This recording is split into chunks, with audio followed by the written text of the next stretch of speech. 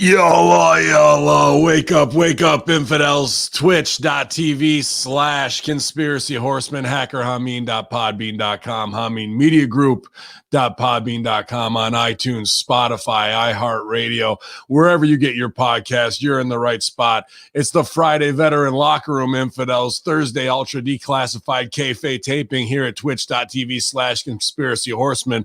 And please pay attention to my rhyme so I can tell you all about this pal of mine. He's my buddy, my best friend. When it's a beating I need, it's a beating he'll lend. I want to take time out to talk about him because frankly, I don't know what I would do without him. We work together like a medical crew. When I'm back, Stevie up, he backs the Prince up too. Trying to beat us, that doesn't make any sense. He's Stevie Richards and I'm the Saudi Prince. In the rap industry, we're ranked as first. Ain't a better combination in the whole universe. So if you thought you won the battle, your future looks muddy because you just can't beat me and my buddy.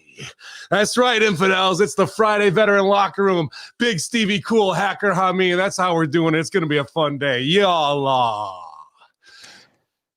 Good morning, pal. Good morning. Good morning, pal. Look at this positive son of a bitch. Who's this? Unfortunately, your positive rap has just been flagged by YouTube and not suitable for ads. It's not me. It's Jazzy Jeff and the Fresh Prince. So his non-binary son might help us sneak through everything here. So very nice. Oh, very Minga, impressive. man.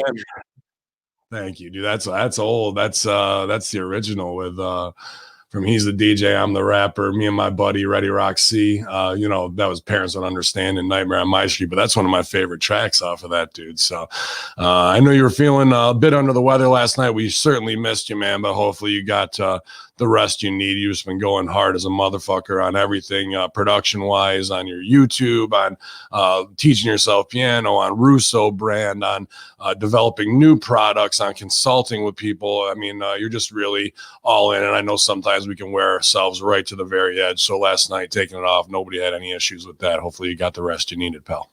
Oh, I appreciate that. And you push yourself probably harder than any of us with that. I think the piano playing probably gave me the migraine.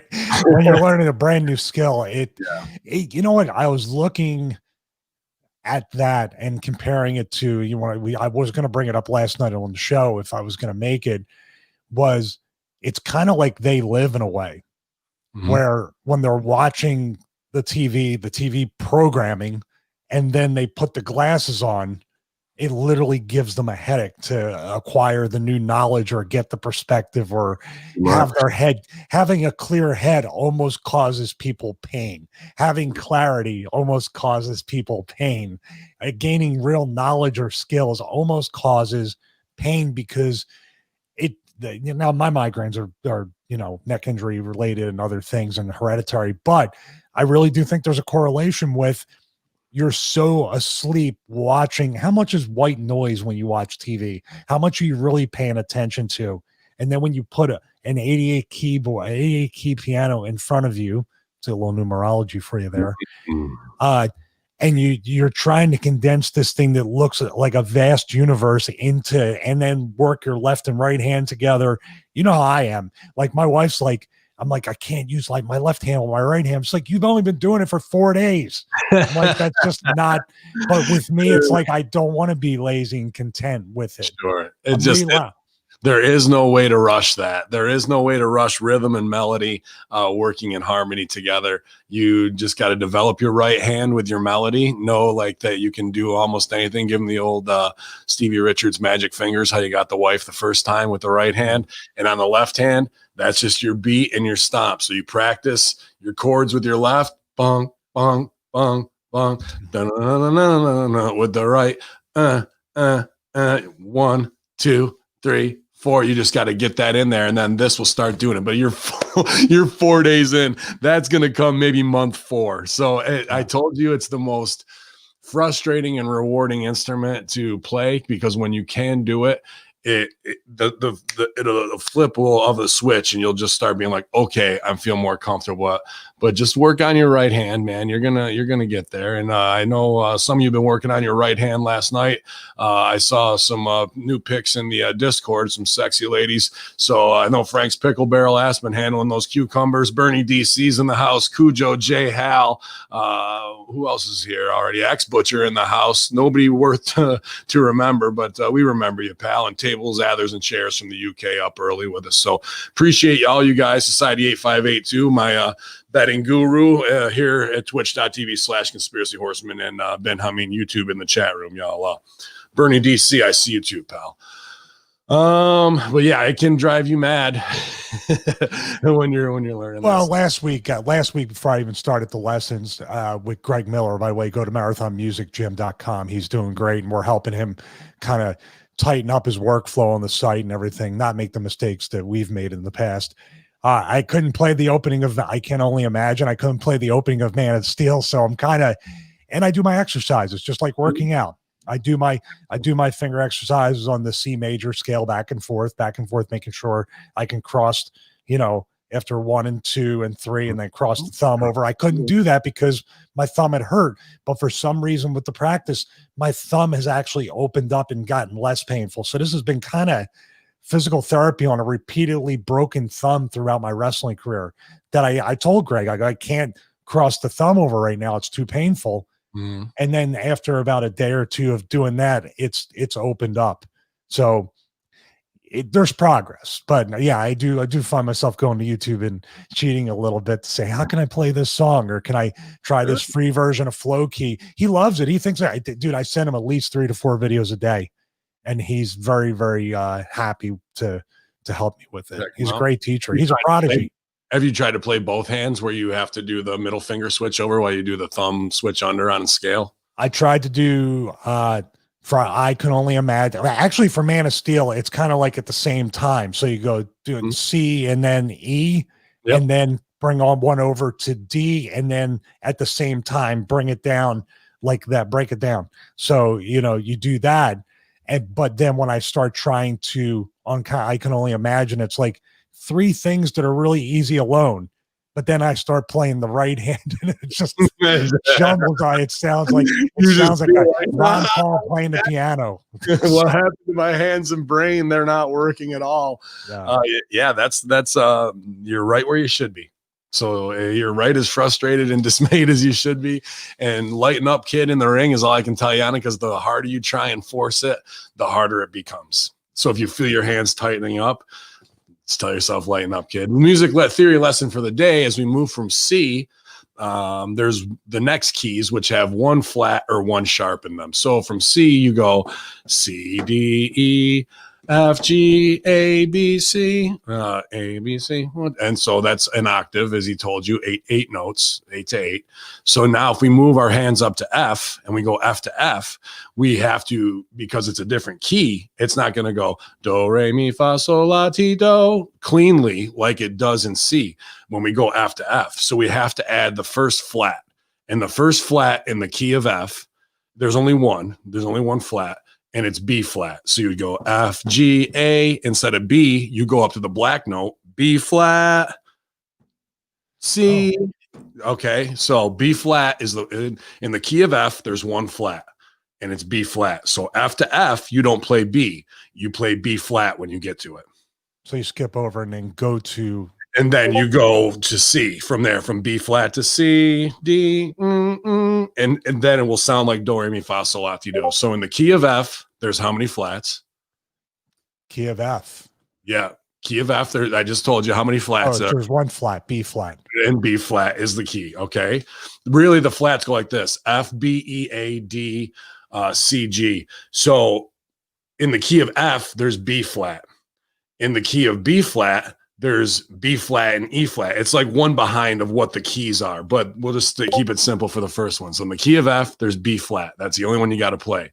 In the key of G, which is on the other side, there's one. That beep? Is that me or you? It's me. It's the Discord. Oh, okay. There's 1 sharp. So we'll talk about that later. Just impress your teacher with do the F scale. Start at F, end at F. But when you get to B, it's going to be B flat. So you don't hit the B. You don't hit B on the white key, only the black key, and then go to C on the major part of the scale. You'll hear it. You'll hear it in do, re, mi, fa, sol, la, ti, do. As it goes up there, it'll sound right. Because if you were to go F to F and not play it, you're going to get a note that's a half step below, and you'll be like, that sticks out a little bit differently. That's the thing that's starting to happen with me too, is I'm starting to hear certain things in songs, and then when I hear it, and he wants me to play, it's playing the piano. So he wants me, when I'm doing my exercises, to also play around and try to see if anything sounds familiar to me, which obviously I can only imagine sounded familiar from the first 3 notes I hit. Man of Steel is right there, and that's most of that's within that. Not, I can only imagine, I think, but most of it is in the key of C, or in that C major scale that you're playing. It's amazing. Yeah, right. Yeah, for sure. And it'll change. The other part of that with the left hand is if you're in C, do, mi, sol, 1, 3, 5 is C, E, G. So that's your one chord. That's the one for I Can Only Imagine, where you're going through there, and then you hit it up to it comes up to a black key. Okay. Off of that. So it's that third, and then up is I gotta look at it. I should put it in front of me. It's all right. You know what I mean? Like, it's just doing that. I'm talking about, like, I treat it like Tabatas. I'll do my exercises, because if I don't do my exercises correctly, I can't move on to play that beginning of I Can Only Imagine. If I do that, I go back to the exercises, and then I try the left hand for like 5 minutes of that part of I Can Only Imagine. Then I move on to Man of Steel and just play around, because I know there's higher notes in the dun dun, then dun dun. It's kind of cool. So Greg claims I might be able to sing someday too, because I'll understand pitch. Well, you'll understand that. You'll also understand intervals. When I say do, mi, sol, that's 1, 3, 5. That can be C, E, G, or F, A, C, depending on whatever key you're in. It's just the intervals between it. So when you hear things like bum, bum, I can tell that's a perfect fourth, because I know Here Comes the Bride starts with a perfect fourth. Here comes the bride, bum, bum, bum, bum, bum. So you can just go, bum, and I think Superman might be a Man of Steel. Yeah, that's another one. Man of Steel is more of an easier one. I tried Superman. That's a little bit. You'll develop your ear with these things, because you can always pick out do, mi, sol. That's pretty easy. Here Comes a Bride, and B, C is major 6, boom, comes back down. So you'll get this all down, man. This took me 10 years to master. So we'll go, but I'm super proud of you, dude. I really am. Picking up the piano and really committing to it. And you got a great teacher, and you got backup music theory assholes like me to help you. Now we're about to be assholes to Braun Strowman, and that's clap for that, you stupid bastard. That's wrong. His name is. I think we should end with that one rather than begin. That's a pretty heavy one. Yeah. Last night we were talking about we talked about on the Horseman missing you. Sorry, 1 second. The devious one's hitting me up.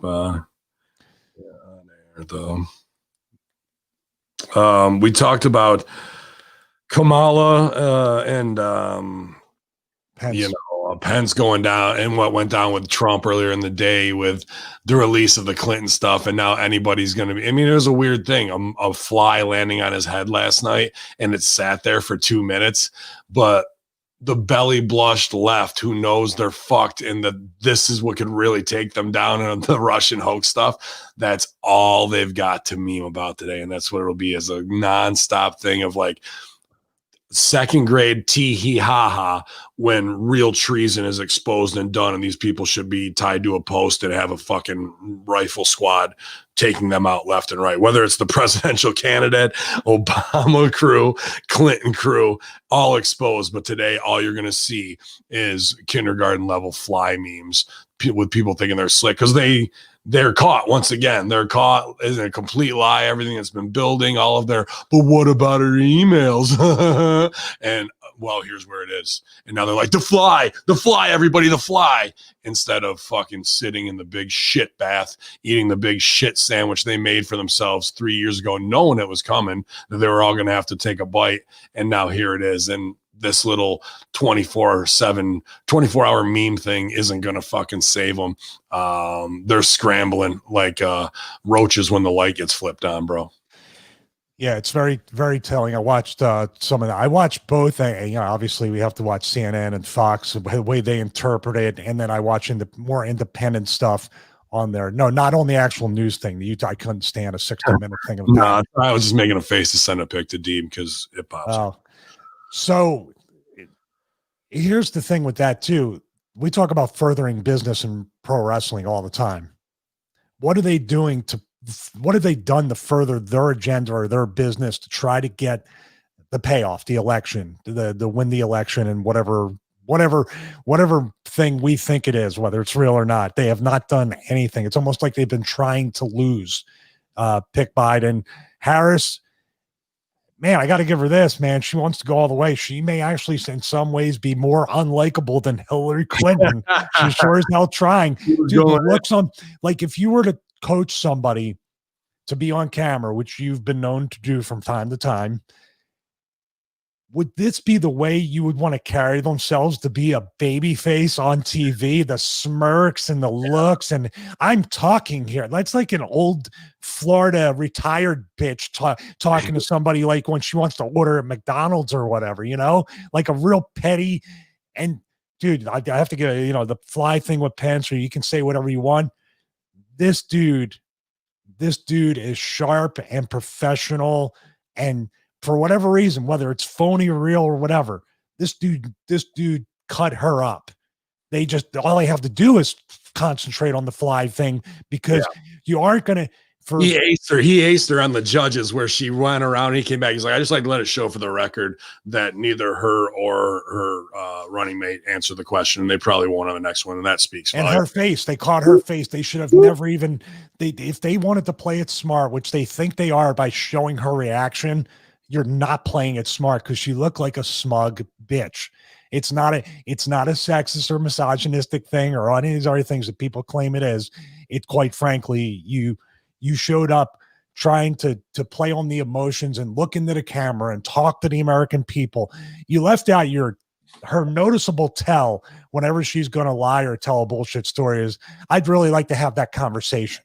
It turned into, well, I'm glad you brought that up, because I want to do a history lesson for you, or whatever the paraphrasing was, and which didn't answer the question, which she just smirked. Like, that's like, to me, like, the look on her face is like when you go up to one of those people that are in the locker room that they're just a phony, arrogant, whatever, but they still want to smile at you and say, hey, great to see you, but it's that grin fuck.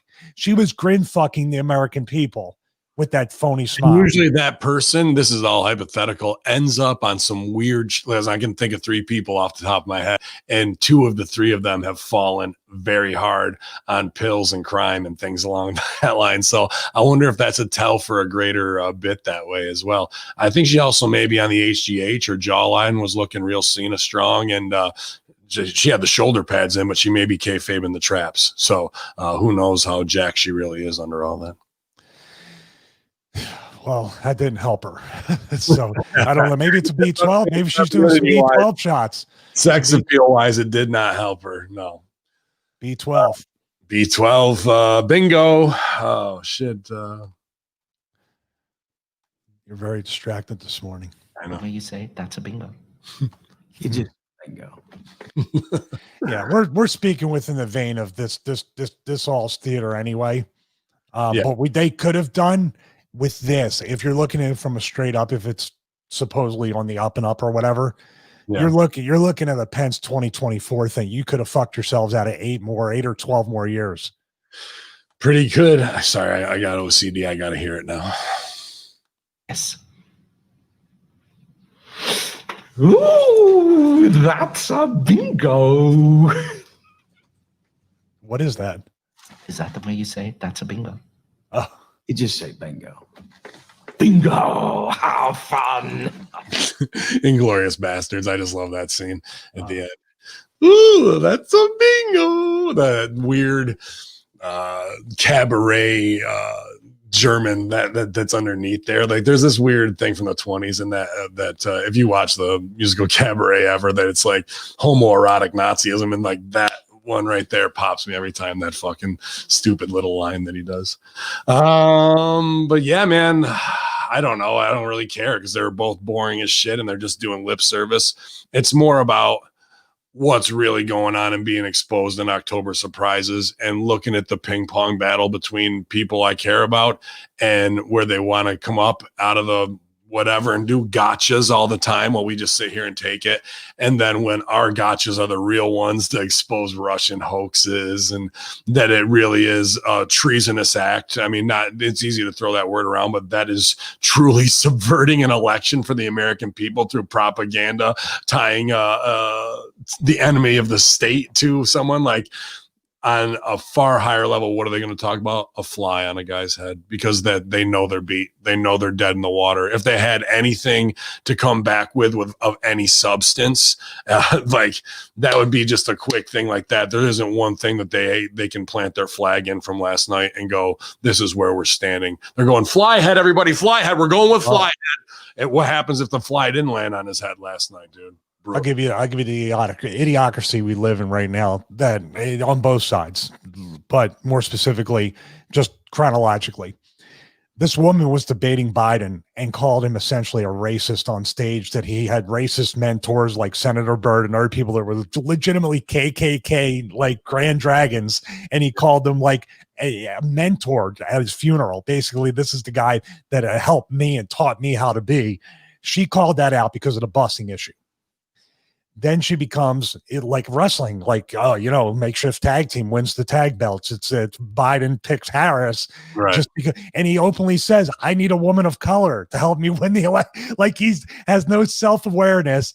Then when someone brings up the one that was stocking his shelves, I think no, that's the last thing I'm going to bring up, but he's building at least. So then turns around, and when she's pressed about, you said these things, and she's like, it's just a debate. Like, basically, I lied at the debate. I don't give a fuck about that. You know what I mean? And they don't see people. I'm talking about not them. It's our fault, not us just individually, but the people's fault for not seeing through all this bullshit and just saying, no, wait a minute. You should be in the streets protesting this kind of shit. Then as you move on, then all the stuff comes out about Biden saying he doesn't want to raise his kids in a racial jungle, talking about the schools, all these things, super predators, the crime bill, the real facts of what have been on tape. Biden says, essentially, just like he said about fracking and all these arguments, I never said that. Play the clip. You know what I mean? But people still say, nope, that's my team. I'm going to stick with it. Then he sits there and for some reason says the reason why I was able to be hauled up in my basement is because a black woman stocked the shelves at a supermarket.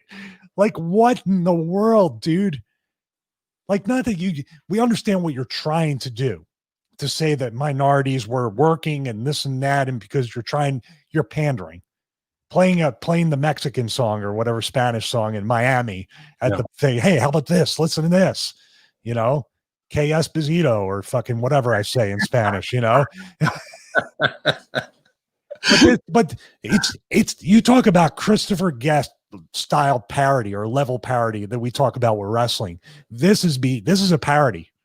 This is you got to laugh at this shit. You can't take it seriously on either side.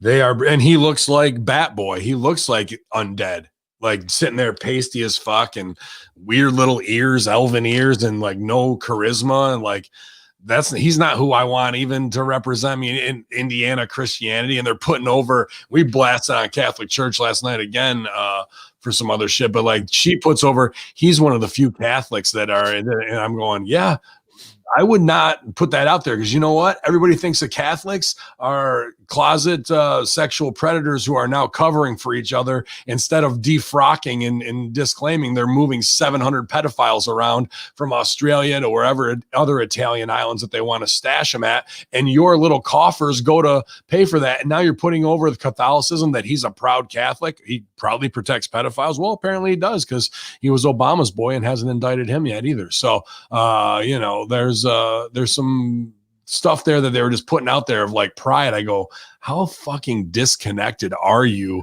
with the brands that you're putting out there? That there's nobody in the audience, even the Catholic, except for the extreme old lady Catholics, who are going, that's a good boy, he's Catholic. They're like, at home, someone goes, oh, he's Catholic, I'm in.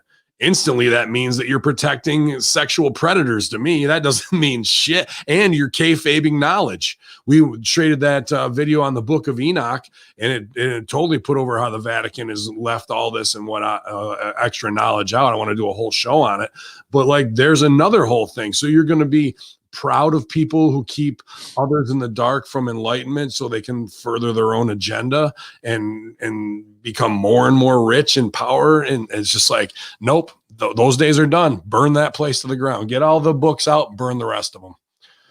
Yeah. And I think the way they look at it is, and this is where they need to be better workers or have better consulting groups.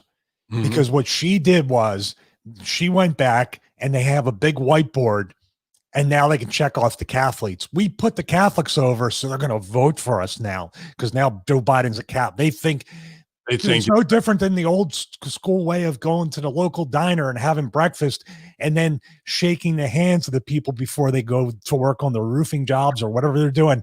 And you know what these older people say? These Nancy Browns and Joe Smiths or whatever.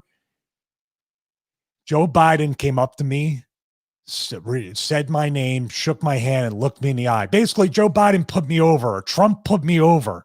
So Trump does the same thing. Look at this guy. And he puts him over. And so he will vote for Trump because everybody selfishly says he put me over. Mm-hmm. He said my name. Mm-hmm. So I'm going to put him over. I'm going to tell 10 people to put him over and vote for him. Am I wrong? Everybody is just egomaniacs about it too, on the voter end of it. Sure, it's a vanity metric. Absolutely, like the rest of it. KMJ says, Ben, what do you do if Kamala puts executive order to take your guns away? There's no chance in hell of that, bro. They can talk all that shit and push everything they've been wanting to push for years. You can go back and look at the ATF. What's his name? The black guy. So we need to brainwash people about guns. Holder. Yeah, Eric Holder. Fast and Furious. Yeah. And yeah, Operation Fast and Furious, all stuff that they're mea culpa and caught in, where they want it one way. Meanwhile, they're the ones running the fucking guns. They have no idea what's out here. They talk about AR-15s. They talk about this, or Biden says, get yourself a shotgun on your front porch. When's the last time Biden's ever racked a 20 gauge or a 12 gauge? When? It don't happen.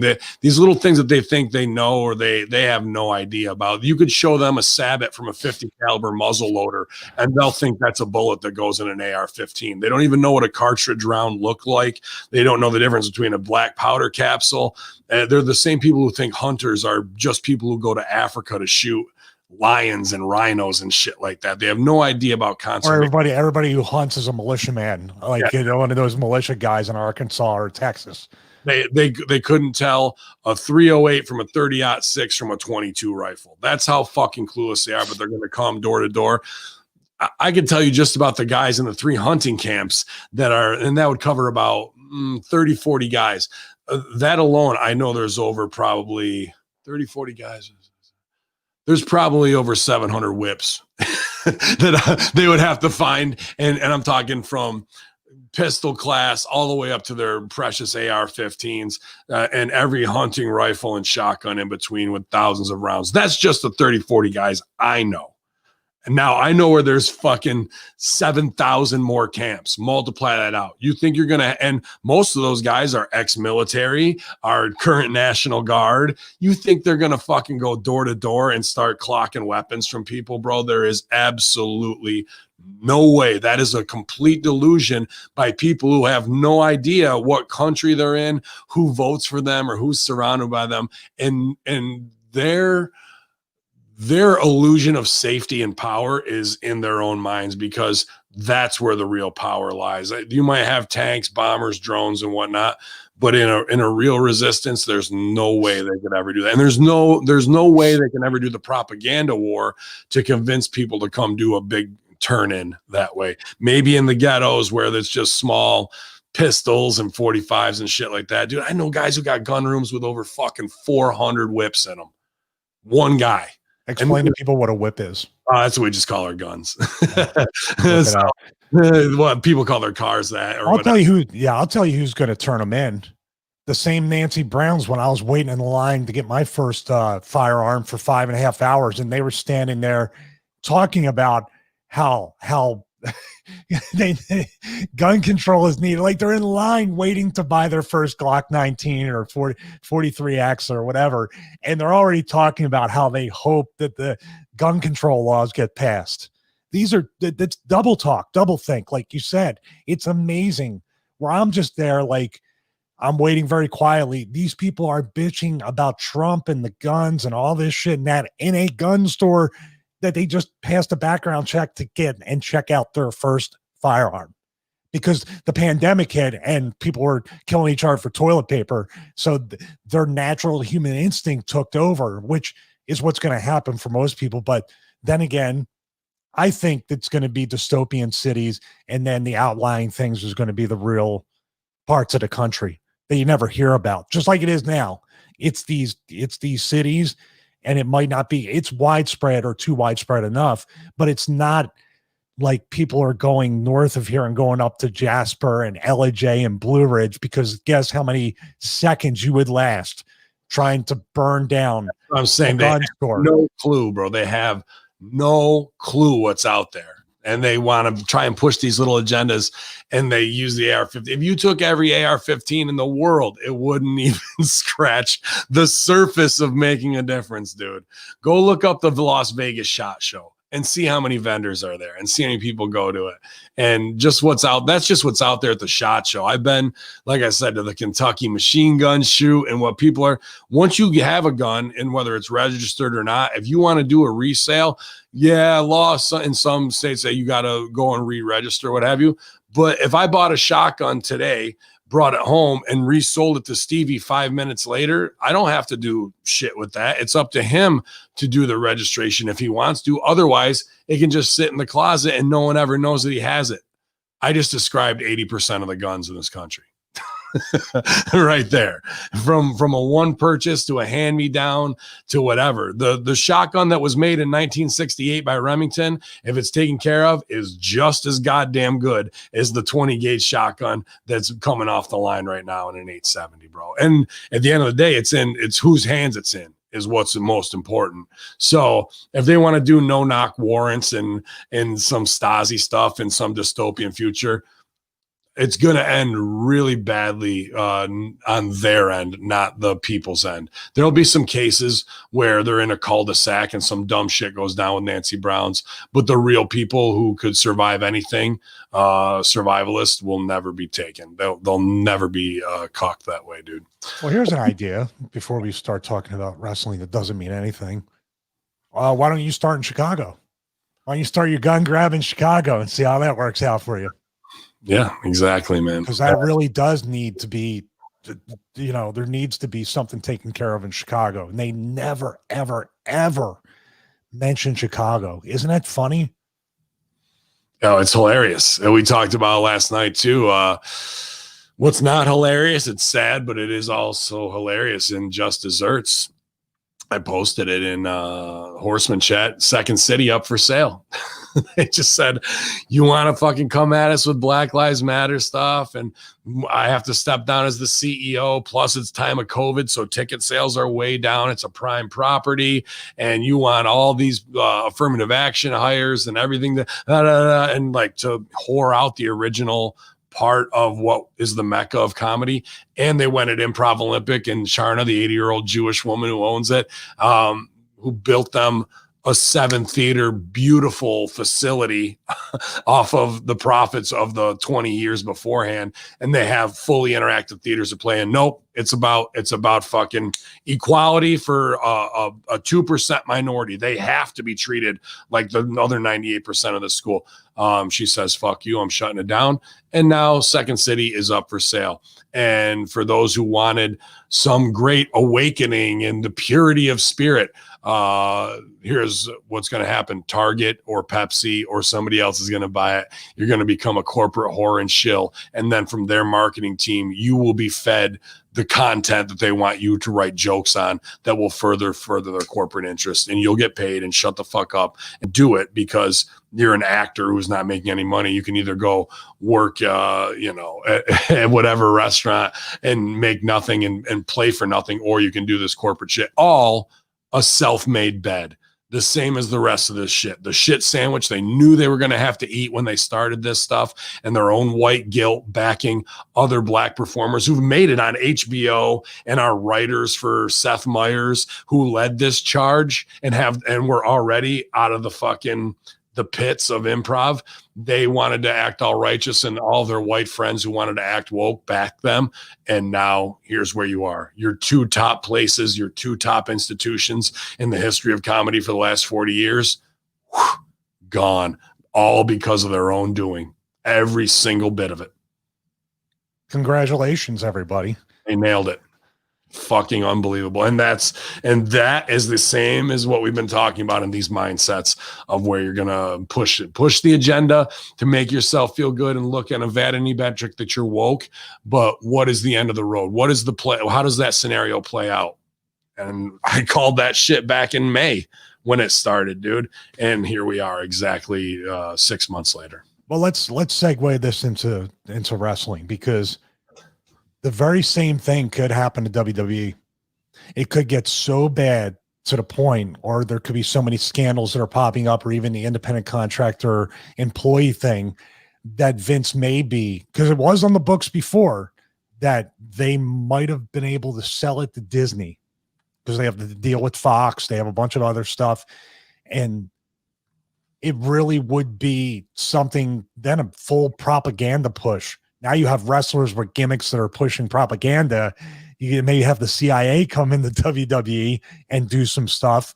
It's a potential. You mean May? They went to Saudi Arabia. Of course, there was CIA involved with that, dude. No, I'm talking about an actual person in like a movie, like when they have their movies, like even Iron Man and other things, and you have to craft who Tony Stark really is and how the military industrial complex works. I'm talking about actually having a handler there telling a person playing this gimmick, like maybe guised as a writer, but this is what you're going to play, and this is the message you're going to get across.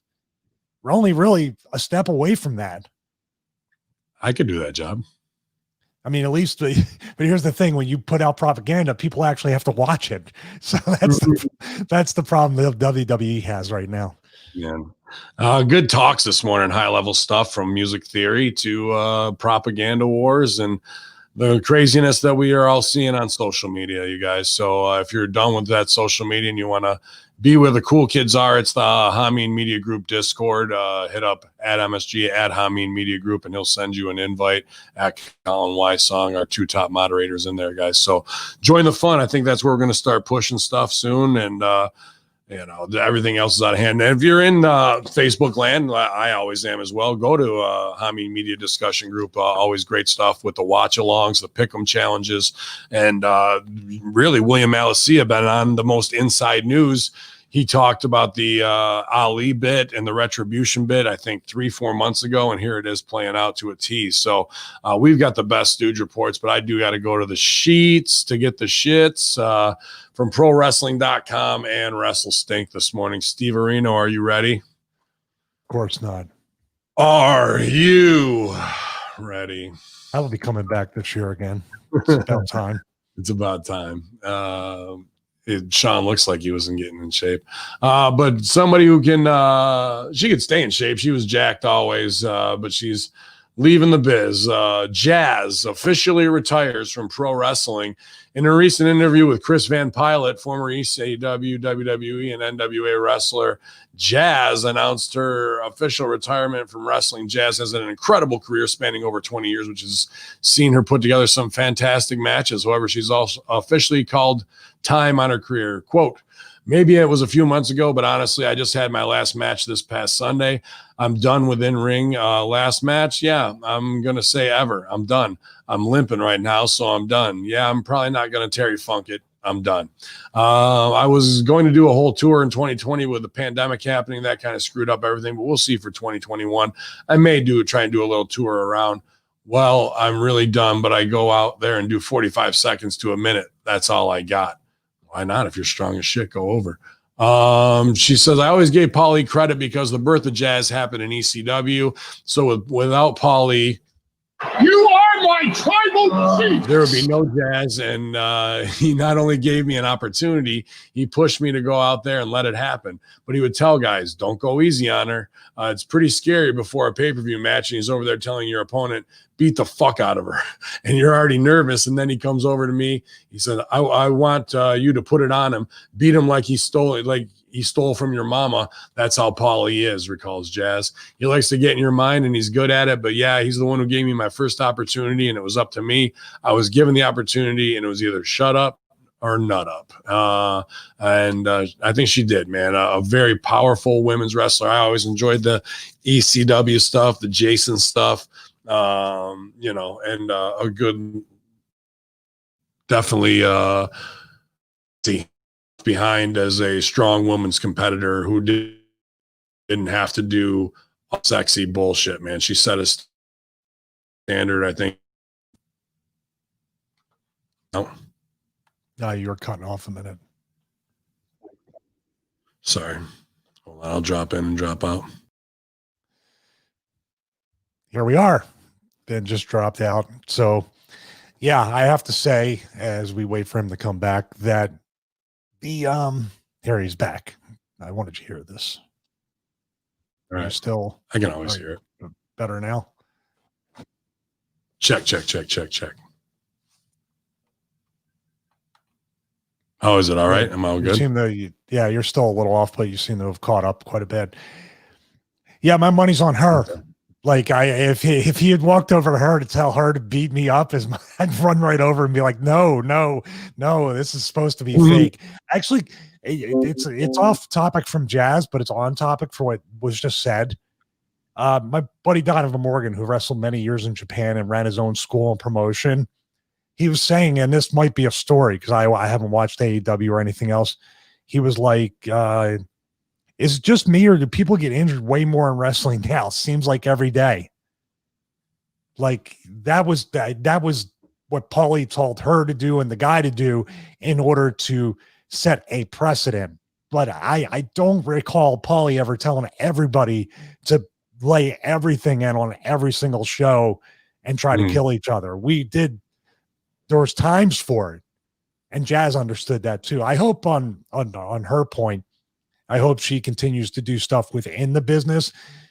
But am I taking her tone wrong where she's just like, you know what? To me, it's like the pandemic happened. It's not worth even like now's a good time to exit. I had matches. I had my impact, and the business is just so different. Who's going to even listen to me? I have experience. I know what I'm doing. And I can wrestle guys, so I on both ends.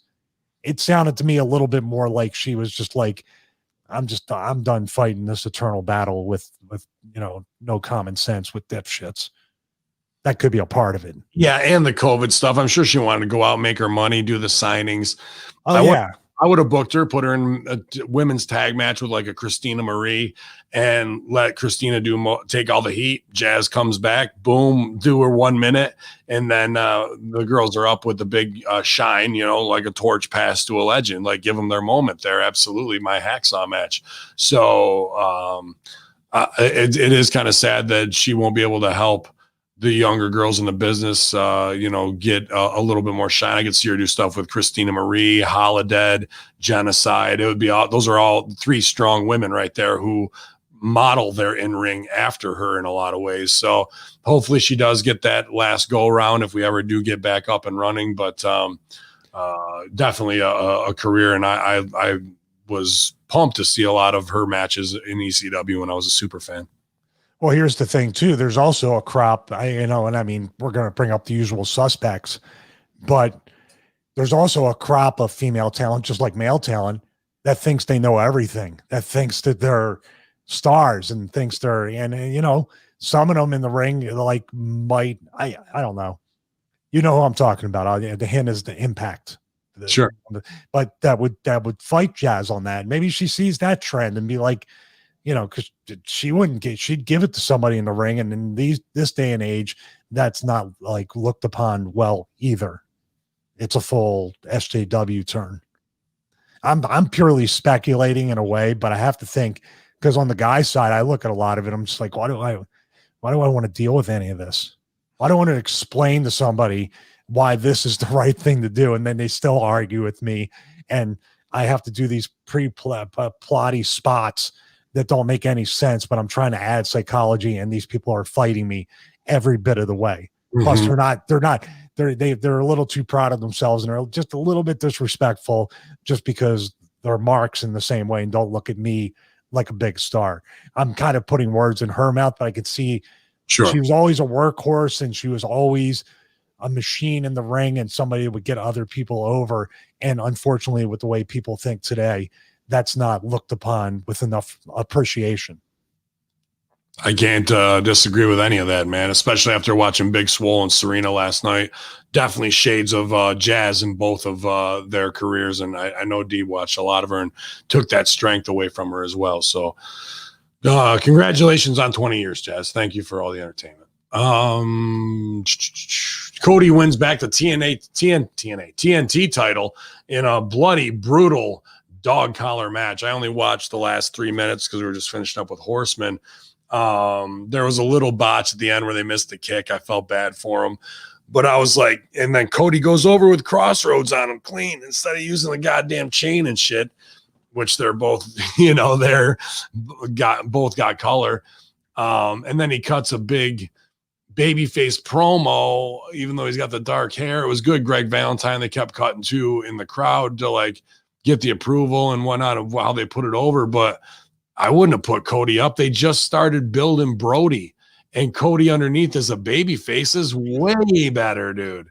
The heat and the story and the business is not Cody being champ. It's Cody as the underdog overcoming the big fucking monster. And now in this gimmick match, which should lend itself to the monster and the rest of his fucking crew, an evil match, winning and giving a decisive advantage, Cody goes up. Now what the fuck do you do with Brody? He's back to square one again after we fucked him up on the intro, having him being beaten on the first pay-per-view. Then we get the belt on him on a hot run. Here's a dude who is better when Cody is better when there's empathy for him, and he's got to keep picking himself up and not being the champ. He's way better at that. And Brody could have stayed strong. Instead, back to square one again. I don't get it, bro. Am I wrong in the booking? No, I don't understand this at all. This could be a TNT call. There could be some kind of some kind of marks wanting him to represent the company like that. Dude, I was watching this. I watched the clip off their YouTube channel. Yeah. What in the world is going on with Brandy? It's almost like she's trying to get her shit in as he's like, am I wrong? No. What is going on with it? Like looking him up and down and smiling and not even checking on him. He's bleeding. And there was very much a disconnecting type thing that I watched a couple times, dude. And I hate to say it. I mean, Cody had great passion afterwards and emotion, but this took my attention away when I watched it. I mean, can you explain that? I mean, what were you seeing? Yeah. Will they correct them in tape review when they look at me like, you got to stop doing that? Like you're pulling focus. It's almost as bad as Aubrey Edwards pulling focus in the matches. And she had to dial it back as well. These are just green girls. And no matter how long they've been in the business around top stars, they still aren't feeling where they're supposed to be in their performance, as adding to the story. Why is she even out there? is the question. Like this is supposed to be about the violence the whole time in between these two, and we've got all these run-ins and extra people and shit along those lines, dude, that to build it up, to pay respect to this guy and that guy, and we're doing an honor. It's more like an honoring a dog collar match. Watch us as kids honor when the guys did it for real, and we'll do our best to emulate it, but we're going to do the finish differently instead of the business, and that's what's new school about it. No, he's on his feet cutting a promo after a dog. The biggest Bruiser Brody looking heel in the company has a weapon throughout the match, bust him open. Probably he should have a concussion in story, but he's back on his feet talking like nothing ever happened. And it looks like the Keystone Cops with the heels, right? Everybody's running around the ring doing their, like, was there a match? Was there, is this about something? He got beat with no dog collar in 4 minutes to lose the belt. This goes 20 something, and the finish doesn't even use the chain. It's crossroads and up. So you don't even use what it really should be. They do. I'm sure they did all the hanging spots and stuff. I got to go back and watch it. But, like what it should be is something with the actual dog collar is in the finish and a tap out or something along those lines. Cody, if you're going to put him over, should have had him down in a camel clutch scenario with the chains in his mouth, pulling back where he's got a tap, much like the CW Anderson, Tommy Dreamer match, right? Like that. We didn't use the gimmick at all. It was just kind of fanfare for them to mark for themselves to be doing something from 1983 that got over in 2020. But the finish in the business is very odd to me. I'm going to tell you a couple things. First thing, if you put up that comment from Daniel Price saying that basically they've let her try. Well, that's another one. They let her try and drop at least 5 different angles this year. It's a sad joke. They've given her a lot of shots. Same with Spears. What's that? Same with Sean Spears. Sorry to jump on you. Go ahead. No. I mean, but from a perspective, at least Sean Spears can work, and they need to try to find a fit. They're throwing her in everything, trying to get her over. And that's also, I guess, locker room wise, like you said, that could cause a little bit of an issue. What's Brody Lee thinking outside of, now here's what you do for a talent that cares.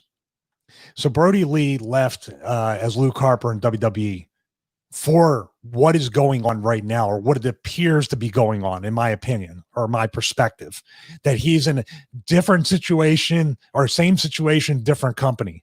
So all Brody Lee's looking at now is, okay, I work once or twice a week and it's good money. That's the kiss of death if you're a promoter or anybody creative, because now he's just cashing a check. He's just and can you blame him? This guy comes in, and I'm sure in the back of his mind, every single person, including myself, whoever saw him, is like, dude, you're Bruiser Brody. You're totally Bruiser Brody. You're like the exact reincarnation clone of Bruiser Brody. And I get chills thinking about it. Now, if I worked him, I probably wouldn't. As far as I'm talking about Bruiser Brody, not Brody. Right. I wouldn't be reminiscing about Bruiser Brody so much if I got in the ring with him. But that's the kind of fear that a heel needs to put into fans and into baby faces. They completely missed the boat. They made him Vince McMahon on a rib that 90% of the people don't get. Maybe they're under 1 million person audience, but the other 1.5 to 2 million above that you could be getting are like, why is this guy acting like an old man? Like, is he corporate? He looks like Bruiser Brody. That's what probably older fans are saying. So you got now a guy who's just cashing a check because he's smart and loves his family and he's a good dude and just wants to work hard. And he's giving you maybe 40% now, because guess what? You only gave him 40% creatively and you screwed him over from the jump. And now what heat does this guy have? Feels like he's been there 5 years. What is it? Maybe 6 months? Hate to go off on that tangent, but this guy deserves better. A lot of other talent deserves better. You're essentially just jerking each other off at the top level of EVPs and owners of the company. And you're saying, look, we're playing wrestler the way that Triple H and Vince wouldn't let us play wrestler. Pretty much. And I don't know why they're not doing the right business on the way out. I don't see what this win does for Cody. I feel like you're right. It's got to be a TNT call, or it just doesn't make sense to me. Is there anything I said off base or too hard on any of this stuff? Not even a little bit. I don't need the stage picture every time of Arn coming out, Dustin coming out, she's in the ring, glad hanging. Like and then he cuts the promo afterwards. You need to put over the viciousness of this match. If they're going to be out there, it's nothing more than to get your arms on their shoulders while they drag you out and your feet are dragging across the ground because you can't even walk anymore. That's the only purpose, and to get that beating over and whatnot. That would have done 10 times more if Brody would have beat him strong and clean, stood over him. Dark Order comes out and does their pose, and they go to the back, and then all the Nightmare Collective comes out to pick him up and get him off the ground. Instead, we get a whole nother promo. So that beating means nothing. If you're bloody and I beat the shit out of you and I can kill you in 4 minutes before, and now that's just the wrong business. And I don't know if that's Khan or making that call or what have you. Cody tried to deliver with everything he could, but when you feel it after the match and the finish, and you're like, huh. And I thought if you're going to win with a crossroads, that buries the match, but like that would have been the right falsy. He hits him with his finisher in this stepped up gimmick match. That should have been the fucking he can't beat him with that. Now we got to go wrap the chain around the arm, big lariat, and fucking big man's over, or whatever you want to win with.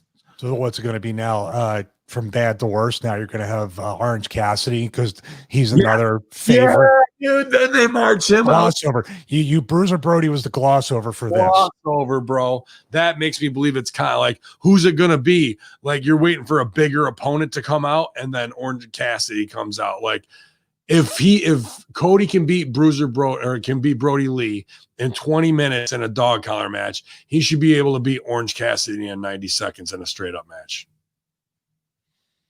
And if it doesn't happen, now where are we, dude?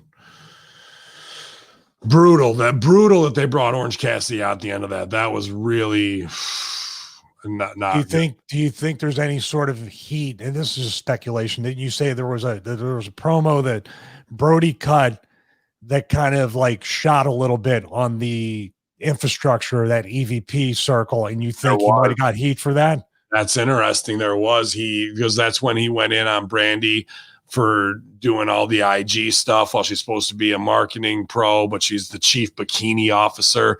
And, this is what the fans see too. 5 restarts and upper management booking themselves over. Things that make you go, for sure. So was that promo a little too shooty? We've also heard dissension in the upper vice president ranks before, where, he's out here smashing the throne one week, and then there's a lot of moves that echo game in Stephanie. So, I put Cody over last week real strong, and I stand by that still. But it's just this bad business leaves me scratching my head when I know everybody knows better than this. So what are the quantifying factors that would justify the why for this? Is it Bishop or TNA or what have you? Let me play the devil's advocate with this, because I've been around Cody, not as much as you, but I would think that Cody, because Dusty understood the chase for a babyface and how getting a title can make you really stale and the people could turn on you. You have to keep yourself over. I think to some degree, Cody may have fought this particular thing. I think it was his idea to put Brody over because he might have been working on the TV show, so he was crushed. But I think it's a reversal. It's not the talent trying to convince the booker and the owner or the promoter to keep them over. It's almost Cody trying to fight it. And then, no, Tony, I want the TNT wants you, and TNT could be fighting. We want you as champion. He's like, well, I think maybe this guy should probably keep it a little bit. No, we need you to. How much can you fight that? You're getting $2 million a year or whatever it is, and you're a top guy, and you're fighting a little bit to try to do good business. But okay, that's fine. I'll still be the top guy who's unstoppable. The Orange Cassidy walk out at the end is Con 101. I don't think that was Cody's idea. No. And it certainly wasn't Brody's idea. Yeah, get this guy out here as fast as possible. Have him bury me. Yeah. The only thing that would have been worse is if Brody was laid out and Orange Cassidy just stepped over him. But they didn't think of that, thank God. Yeah. And if it is Tony Khan's idea, you can rest assured we'll know about it. Yeah, this was a weird one, and the end of the story pisses me off even a little bit more. Renee Young to co-host WWE SmackDown Season 2 kickoff for Fox. In a press release sent out Wednesday afternoon by Jacob Allman, the Fox confirmed it's celebrating the start of Season 2 of Friday Night SmackDown on October 16th. The festivities will include a pre-show featuring the return of Renee Paquette, formerly Renee Young, who will co-host alongside colleague and WWE Hall of Famer Booker T. This will be her first major appearance since leaving WWE earlier this summer. So her deals with Fox, but then as it goes down after the billboard, on the digital front, Fox Sports elevates WWE's coverage with additional and the newest multimedia contributor, Ryan Satin, the former editor-in-chief of Pro Wrestling Sheet, joins the network's digital team just in time for the WWE draft, which he discusses in his first Fox Sports column. Wait a minute. What? Huh? He's hired by Fox Sports as a multimedia contributor, and he's got a Fox Sports column now. And Renee Young, who's fired from WWE, is with Fox to intro WWE through the Fox stuff. What is going on, dude? I think it might be time for another Jacob Allman call just to check up with him. I'm gonna pass along a little personal story that I've been trying to do over the past couple of years. I've been trying to be somewhat of I've been trying to be fast track somewhat into being. What are you eating there? Took a little snack break. Oatmeal cookie. Oh, it looks good. Yeah, I can't believe it. The comments are like they hired Ryan Satin. They're a little behind us. I've been I'm a huge football fan. I may not be as big of a football fan right now because all the narratives and agendas are getting in the way of the actual game. But I really was going to try through my buddy Adam Rank and other people to see if I can be some kind of guest contributor or guest commentator or break down the games or other things or the fantasy, whatever it might be, to try to work my way in. Even if I have to be in the intern of the show on camera, you know what I mean? Pay my dues. And I'm still trying to chase that particular goal of mine. Mm-hmm. I'm not falling backwards into it because I started a wrestling dirt sheet online and then just talked about wrestling and then become part of a major sports network. Good for him. I mean, it's a bunch of false positives. Because these guys are falling into, much like YouTubers that kind of fall into tons of subscribers and views and stuff like that. I don't like things are earned that way because we feel like they should always be that way. We work our way because we know once we get to the point, it is sustainable. There's no mystery around how it happened. Right. This is an actual mystery of how it happened, not once, but twice. And I speak a little bit dejected, like, wow, man, I've been hitting up people within Fox. I've been hitting up people within the NFL network and even ESPN and local radio here. I don't tell you about it or everybody here every single week, but I've been trying to get my foot in the door just to have a 5-minute segment or have this and that or the other thing. I just feel like this kind of stuff for the people that you probably could get on that show, besides a Ryan Satin, like I would even say the Chris Van whatever who interviewed Andrew Yang, that guy would be a fresh face to have on that show or write a column or do just something different because the kid at least is going out there and getting interviews with people and sharpening his sword doing it that way. Does that make sense? Or if it's somebody. Hey, if it's somebody within developmental or NXT that can't wrestle anymore, Shotzi Blackheart or somebody who you give the opportunity to here's your shot. You're not really working out as a wrestler, but we want to see if we can try you out over here. Like Corey Graves, when he became a commentator, that was like probably the best thing that ever happened to him. Yeah. I'm just looking at it that way rather than bringing this guy with a past that could be repeated in the future. pretty tough. It's ridiculous why you would hire these marks who've never paid a due to be the ones who think that, just their stupid faces and voices, just cheesing and yes, sir. And your whatever it is, congratulations on your title win defense tonight and all this type of shit, dude. It's just brutal. Yes, sir. And Conrad, I understand, is now on Keeping It 100. So, dude, it's these guys that gotta go. They gotta go. They have no status. They're just kick-arounds, and why somebody put them over because he was at TMZ and they're marks for that, and they thought they were going to get Hollywood exposure, and that quantifies them. They need to be drummed out of this fucking business. Yeah, but as a promotion where you want to protect the business, or from our era where you want to protect the business, that track record of TMZ and that type of journalism speaks for itself. You're bringing somebody in that could potentially, because they want to make a name for themselves, could potentially like stooge something off that you don't want stooged off. I'm not talking about anything huge like that we would be like, holy shit, that's, you gotta, like the Ashley Massaro thing. I'm talking about like you essentially have another guy like a Pat Buck who would be stooging stuff off to Mike Johnson or somebody within there. What's even worse is the fact that these motherfuckers are that close, and they are. That Conrad is kicking ideas to Bruce that are actually getting to TV. I can almost guarantee one or two lines, and it's the same thing. Sattin's got that now. He can fucking talk to Allman, and they can mark out together and then suggest this, that, and the other.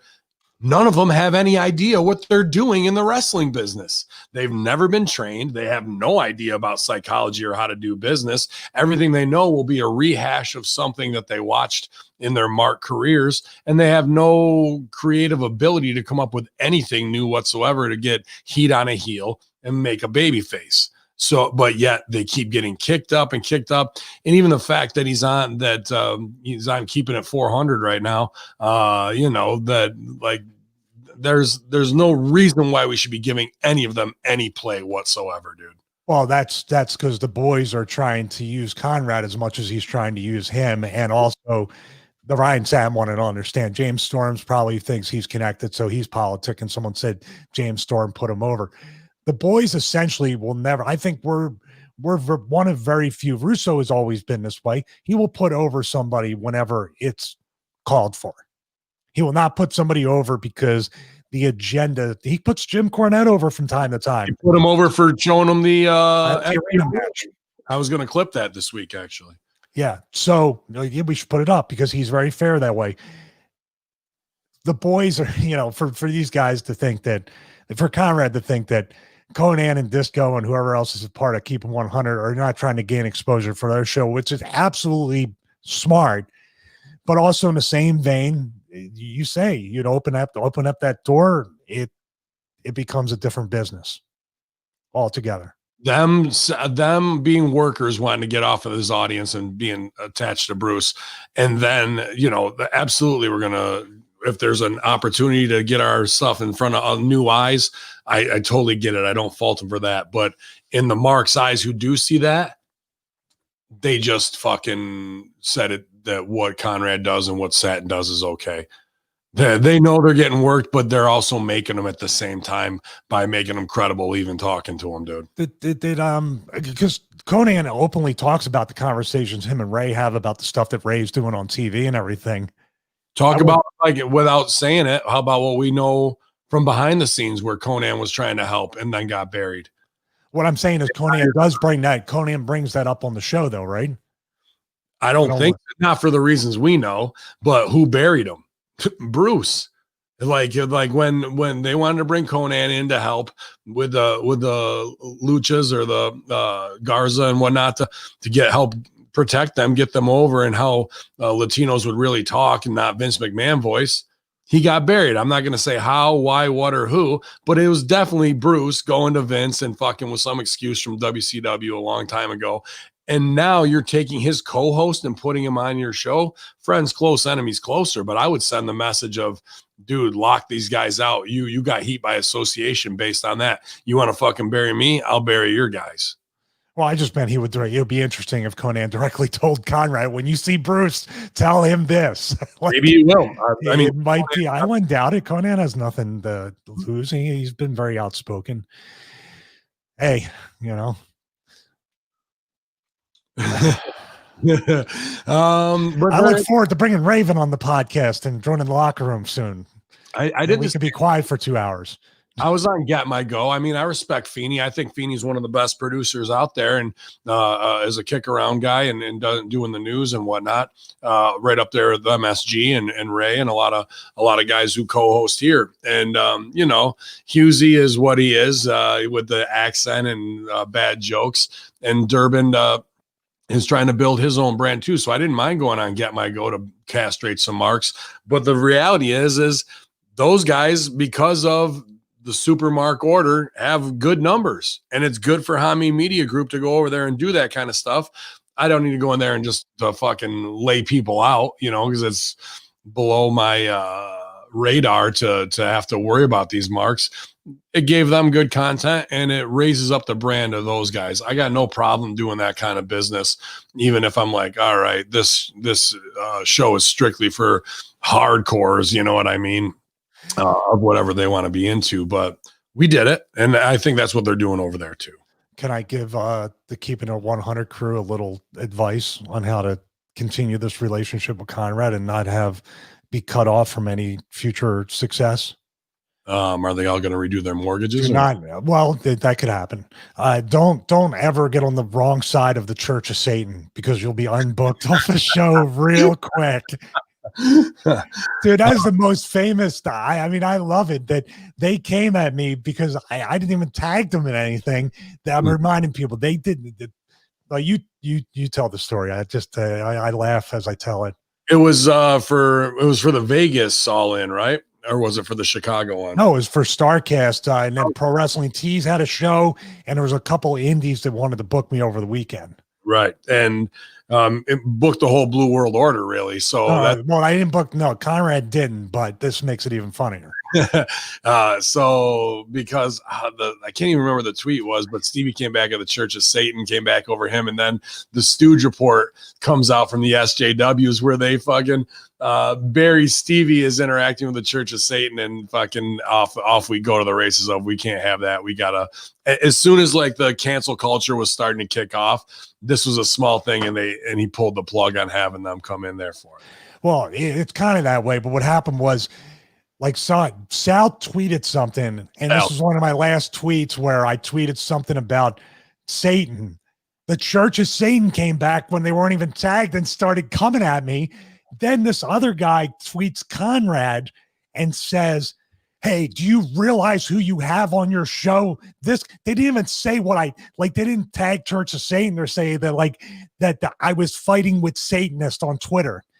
But Conrad says, we have nothing to do with him. He's not booked. We only booked like he went in 15 seconds after that tweet. So this motherfucker's right on Twitter, like seconds later, hitting it up. Pro Wrestling Tees never called me back about my booking after that day. And then the other two never followed up with their bookings.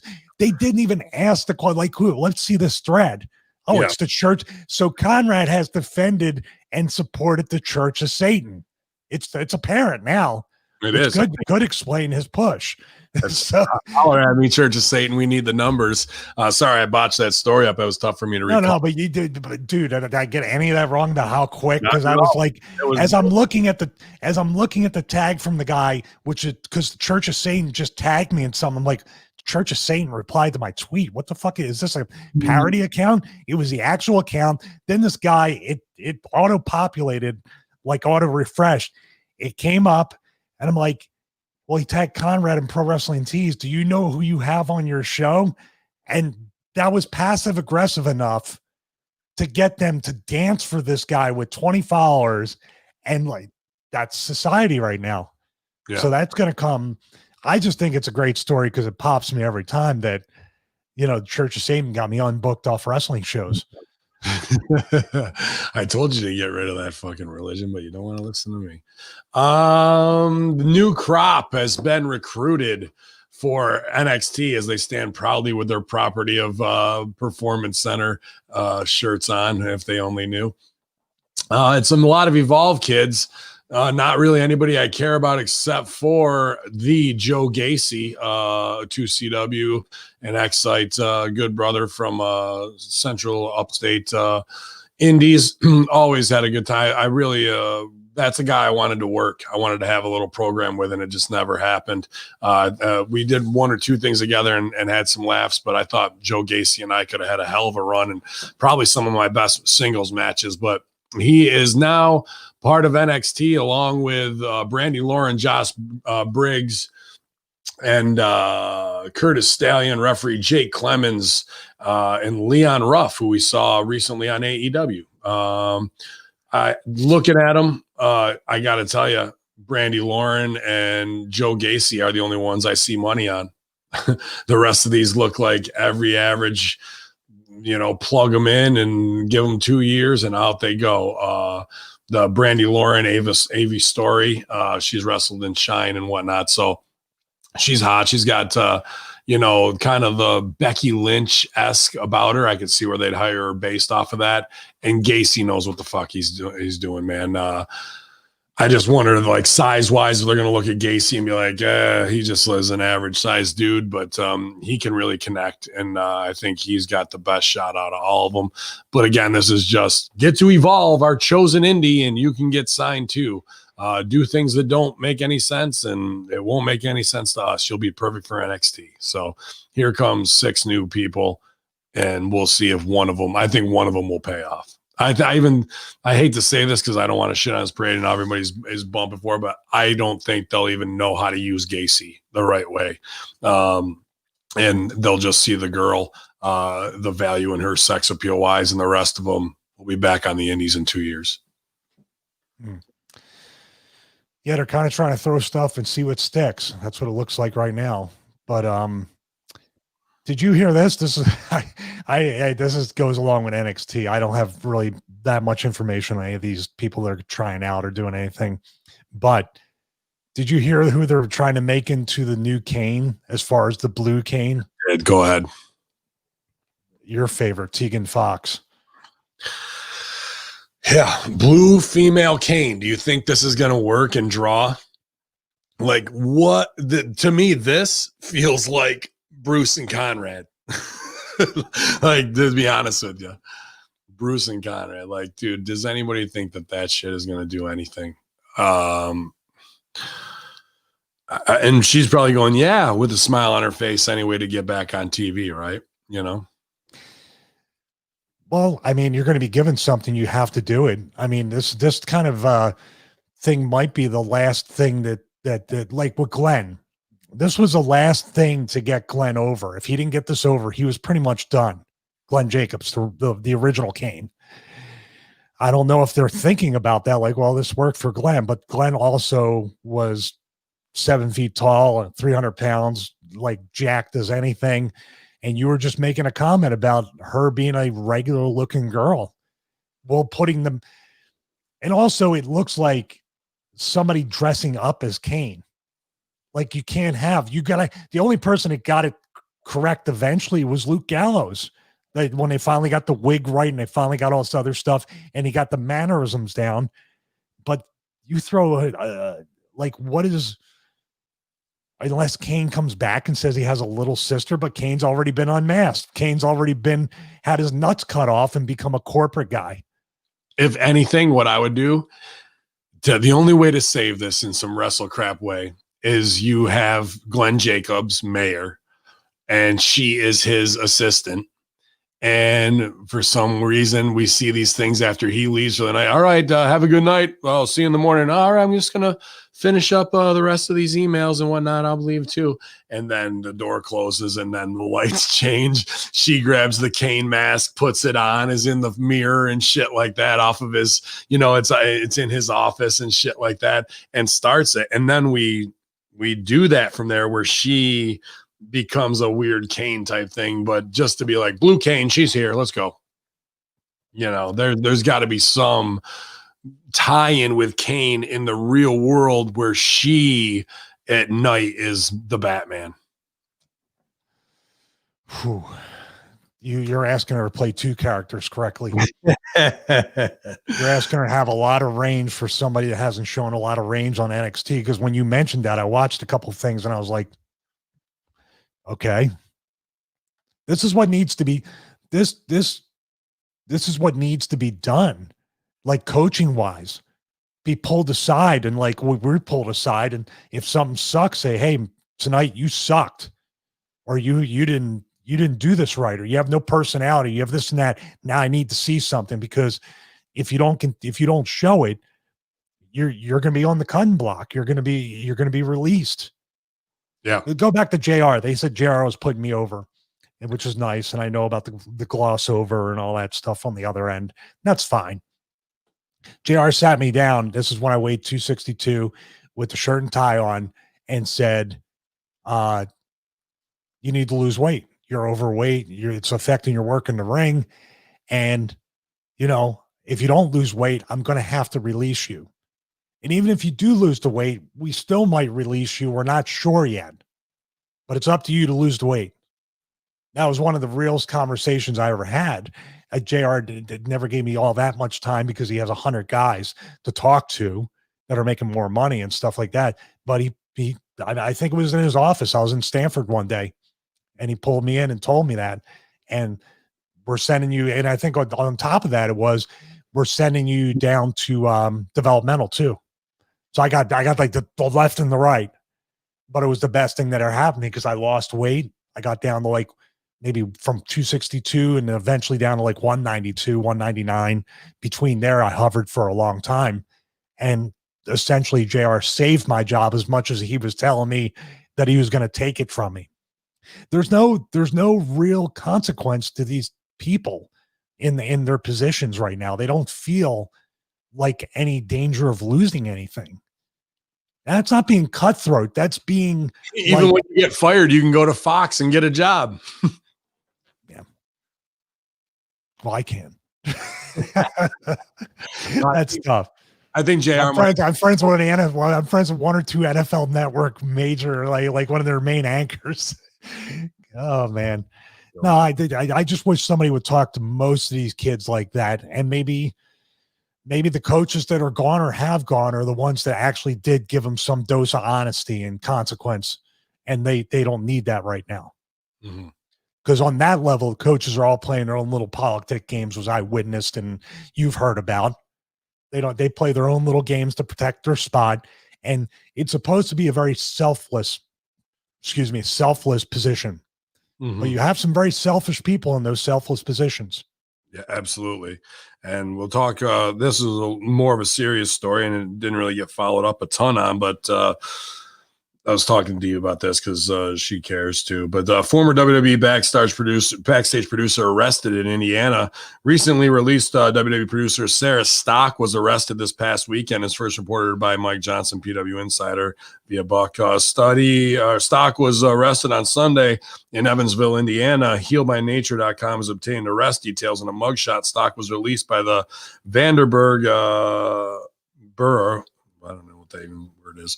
Sheriff's Department at 4:25 a.m. after paying $600 bond. Stock was arrested following an incident that occurred at KC's Timeout Lodge, where she was arrested after allegedly kicking another female in the stomach outside of the establishment. Strange. And 6 a.m. release means you were probably picked up at 1 or 2 at the bar and posted bail out of the drunk tank 4 hours later. I've heard that she's not a U.S. citizen, and that this could be bad, with obviously Trump administration doing this kind of shit. And she actually lives on the road as well. Van traveling or whatever mobile home thing she has. So I don't know where this is going to lead for her. I'm sure WWE will probably cut ties, as they do when this type of shit goes down. I've seen it with Serena. I've seen it with Mondo. I've seen it with plenty of others, and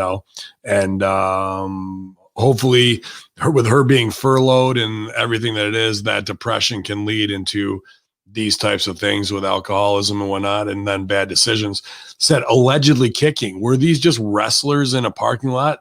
working, and somebody fucking called the cops on a working kick, and then they're trying to explain, and the cops like, you're going down, but you're drunk, making dumb decisions, talking shit back, and it went that way. To me, I don't think it's a real fight because there's no assault charges filed except for with the cops and the battery type stuff when it seems like it might have got hotter. I don't really know the ins and outs of the story, but that part of the kick, I could see workers outside. I've seen it in a bar. I've done it outside bars where and if somebody calls or if the cops are over there and they see something in a working kick from 100 yards away across the street, looks like a real fight with some drunks, they're not going to fuck around and wait. The cops are like, no, we're shutting this down right now. Could it be as simple as that? I'm not sure. Well, they should hire her back as a coach because if she can throw a convincing kick to make a cop arrest her. I mean, in the old days, I'd be like, wow, man, you convinced the cops. She did hit a sliced bread afterwards and blew that kick, though. I heard what happened was that she wanted to do a side suplex and flip the girl. She took a face bump. Dude, this is a real thing, though. I spoke about this on one of the episodes. It was yesterday on episode 8 as we're recording this of the wake up show, as you call it. Yeah, sorry, please don't search that on YouTube. After you get released, and this is conversations we had, and I won't go into detail with Serena way back before she even got furloughed and released. You gotta have a plan before you get out of there. The countdown to being released starts when you get hired. No matter if you're a coach, a wrestler, a commentator, it's a very perishable job. Let's put it that way. On your part or their part, the time is running out. The clock is ticking. And she was trying, I think, with the van life type thing, which is pretty popular on YouTube. I get that, but what has she done to prepare herself? Because if she is going through this depression and start drinking, like 90% of people who leave entertainment and sports, because you hardly ever walk away on your own terms. Once you realize that as you're there, it clears things up. And now, once again, we go back to the sense of urgency, the consequence, the things of backing you against the corner to make sure that you never feel. Dude, I was released in August 2008. And I was preparing 5 years before that to try to not have to worry, because every week I thought I was getting released at one point. TNA, same thing. Tried in there. Tried while I was working ROH. I had regular jobs. I did all this stuff. Stevie Richards Fitness didn't even come around till October 2016. And I still had a couple years where it was just crawling and trying to find that niche. And even now in 2020, I don't feel like us and our own individual brands or what we're doing has even scratched the surface. We're still trying to find that. So I've been working 12 years to try to get to a point. I'm thankful because I'm further along than I was then. And I finally have that direction. But I was preparing for, 17 years ago in 2003. Mm-hmm. Why did these people, like we saw Liv Morgan, you think you have that house, you think that 30-year mortgage you can pay off? I've seen guys back in, even when I was wrestling, $2,500 mortgage back then. You plan on wrestling for 30 years here and pay that mortgage off every month? They make these decisions that put them in a state to make them depressed, to make them want to drink and make them go further down that thing. I'm not saying that's what Sarah did, but what was she doing the plan? And if she's not a U.S. citizen, that should have been a plan to try to be one or have something going on back. I think she's from Mexico. I'm not sure. But wherever she goes back to, have that be the thing. These people do not care about you. And we find that out somehow, most of us. Suddenly, the reality kicks in where you're gone and we're done with you and you'll never hear from us again. But last week we were family. Oh, well, that was last week. I'm sure Serena heard that too a ton of times. Yeah, dude. I mean, even breaking Deeb out of look at the camera and get your stuff over. She's like, it's just so weird to me because where I just came from, we will get screamed if they look at the camera. We have to scream at them. She's how many years behind? She could have had her yoga done at the day they released her. Like, oh, cool. I can produce another 2 yoga videos a day. How about the fact that one of your NXT coaches is living in a van? Let's just start there. Like you want to act like all these NXT fans and this is the fucking mecca of wrestling now of where it's going to be. And we just signed these kids and all this shit. Meanwhile, your coach is living in a van down by the river. That could be her choice, but she didn't have, I mean, she could have took that on to travel around the country, but it hasn't been presented that way. No, there was no mission statement on the YouTube channel because I'm fascinated by the van life, and I tell my wife when she's tired of me, I'll end up in one of those vans. But there's no mission statement of I want to travel the country now that I'm free from. I'd lost my job, but I want to travel the country and see what it's all about and take you on the journey with me, or show you how you can live like rent free or mortgage free. She didn't do any of that, dude. It was just like I'm in my van. And here I am in Indiana. Like, strange. Very strange, man. And I hope it works out. But dude, this seems like could all go bad, especially in this political time and dealing with cops and whatever. It's just easier for them to go get the fuck out. I mean, the contrarian says, that basically, judging by our YouTube is not as bad as people aren't making it. Seems more like a choice. I wouldn't doubt that it is. But what Ben is kind of saying too is like the money that the coaches make is nothing close to a living, and you are 1099. You have to pay your own expenses to all the house shows, at least locally. You don't get benefits, insurance, 401. They think coaches are within the corporate umbrella. No, you're an independent contractor, but you can't work for anybody else. You can't do any outside projects. We work you pretty much to death every day, but you can do whatever you want at the same time by law, but don't do anything. But don't tell you to do. Right. And I own everything that you do outside of here. Mark Maron sheds light on Netflix's decision to cancel Glow, wants to wrap the series with a movie. Mark Maron toes the line and says, the reason I was given the showrunners was basically a financial one, in that they didn't want to pay to keep the sets alive anymore. We've got 2 sound stages in an office being leased, and these sets already built because they're already started shooting.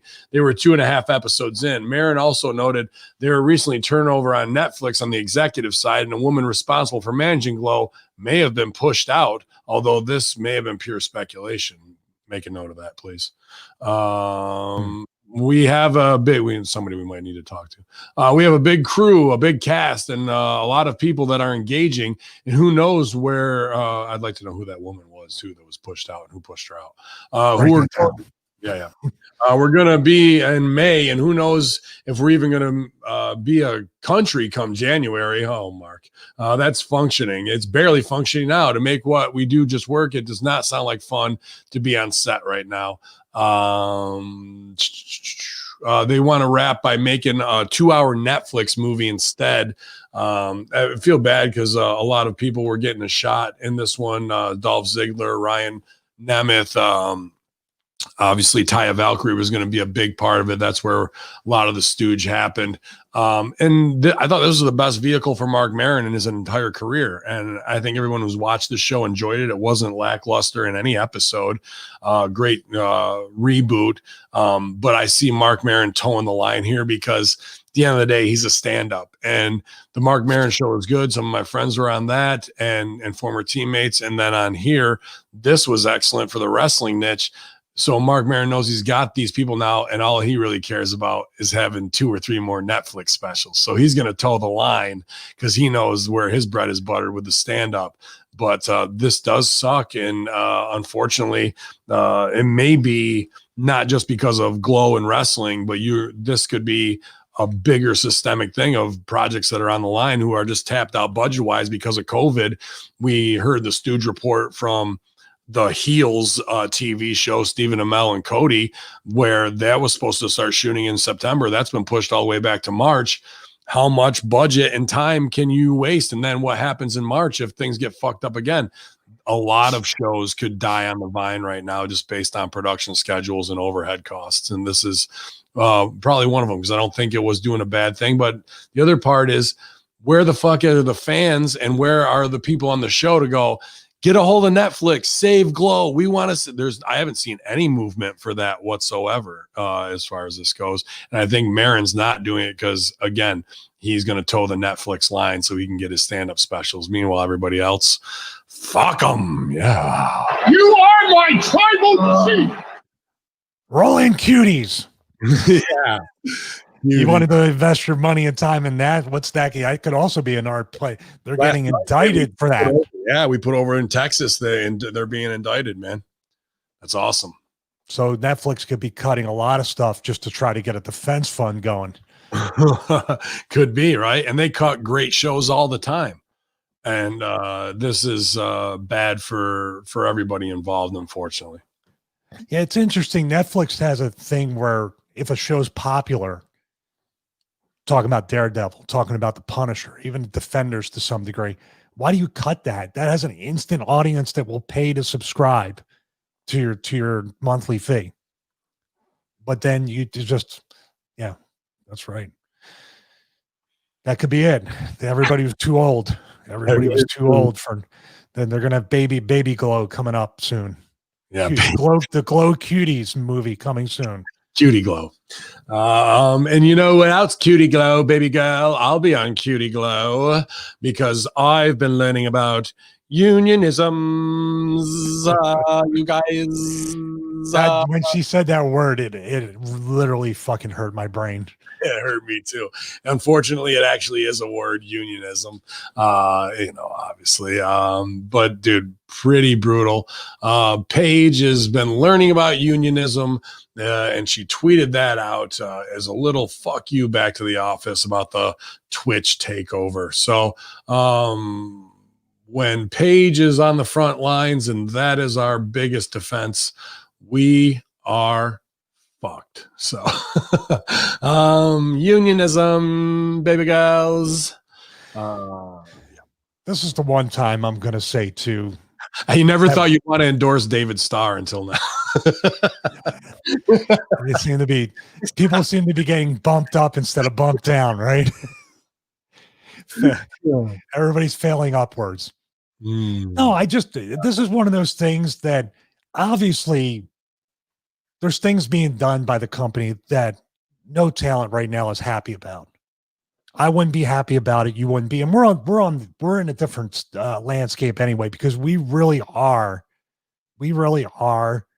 just on the other side of it. We are creatively independent. We have our brands. Some might even call us the black market of creativity. I love that. Maybe it might be a t-shirt coming out soon. I am your creative chief. No, but when you look at this, I would turn around and tell her, you might want to pick your battles better or more time correctly, because your position in the company isn't exactly. Now you could be the Twitch girl. You're making 13 a month. I remember you said the first month was 13 grand. She's making tons of money on Twitch. But part of the reason you're making that money, and this is where it's a very unpopular opinion, part of the reason you're making the money, Xavier Woods, I would put Xavier Woods in a different category because he was doing it on his own way before any of this became a thing with up, down, down. But the talent that is making the money, even Rusev, when he's doing his streams, it's essentially off of the WWE brand. They would not know who you are. Dude, I'm an ex-WWE guy, and I'm not pulling anything from Twitch whenever I stream. So there is a direct correlation with your WWE celebrity is the reason why these people are in your chat room and sharing bits. Yeah, please share the bits. Yeah, speaking of which. But you have to look at yourself. You have to look at yourself honestly where you are in the food chain. And you know what that does? That makes you think, just like I was saying about Sarah Stock, Serena, and other people. Now that you know how little you matter to them, now it's your choice to bring your own, to know your worth. To say, okay, I'm a piece of shit here in WWE. They treat me like a piece of shit. I'm getting paid for my misery. How can I change this? And how soon can I change it? How can I use them to springboard me to the next step? Not get in a pissing contest and put passive aggressive tweets out to where guess who's going to win that battle? The office always wins as long as you're under their roof. Right. You will never win. They might make you think you won, Like if Anna refused to go through the table, yeah, and then for 3 or 4 weeks she thinks she won, but we're going to drop you off the top of the fucking Thunderdome next time. Oh, well, who won? We're going to put. Am I wrong? I always ask you if I'm wrong about any of this, but that's what I mean. They don't see this as this is the Rubicon. This is the crossroads where I need to figure out how they can't control me anymore, because my time here is limited.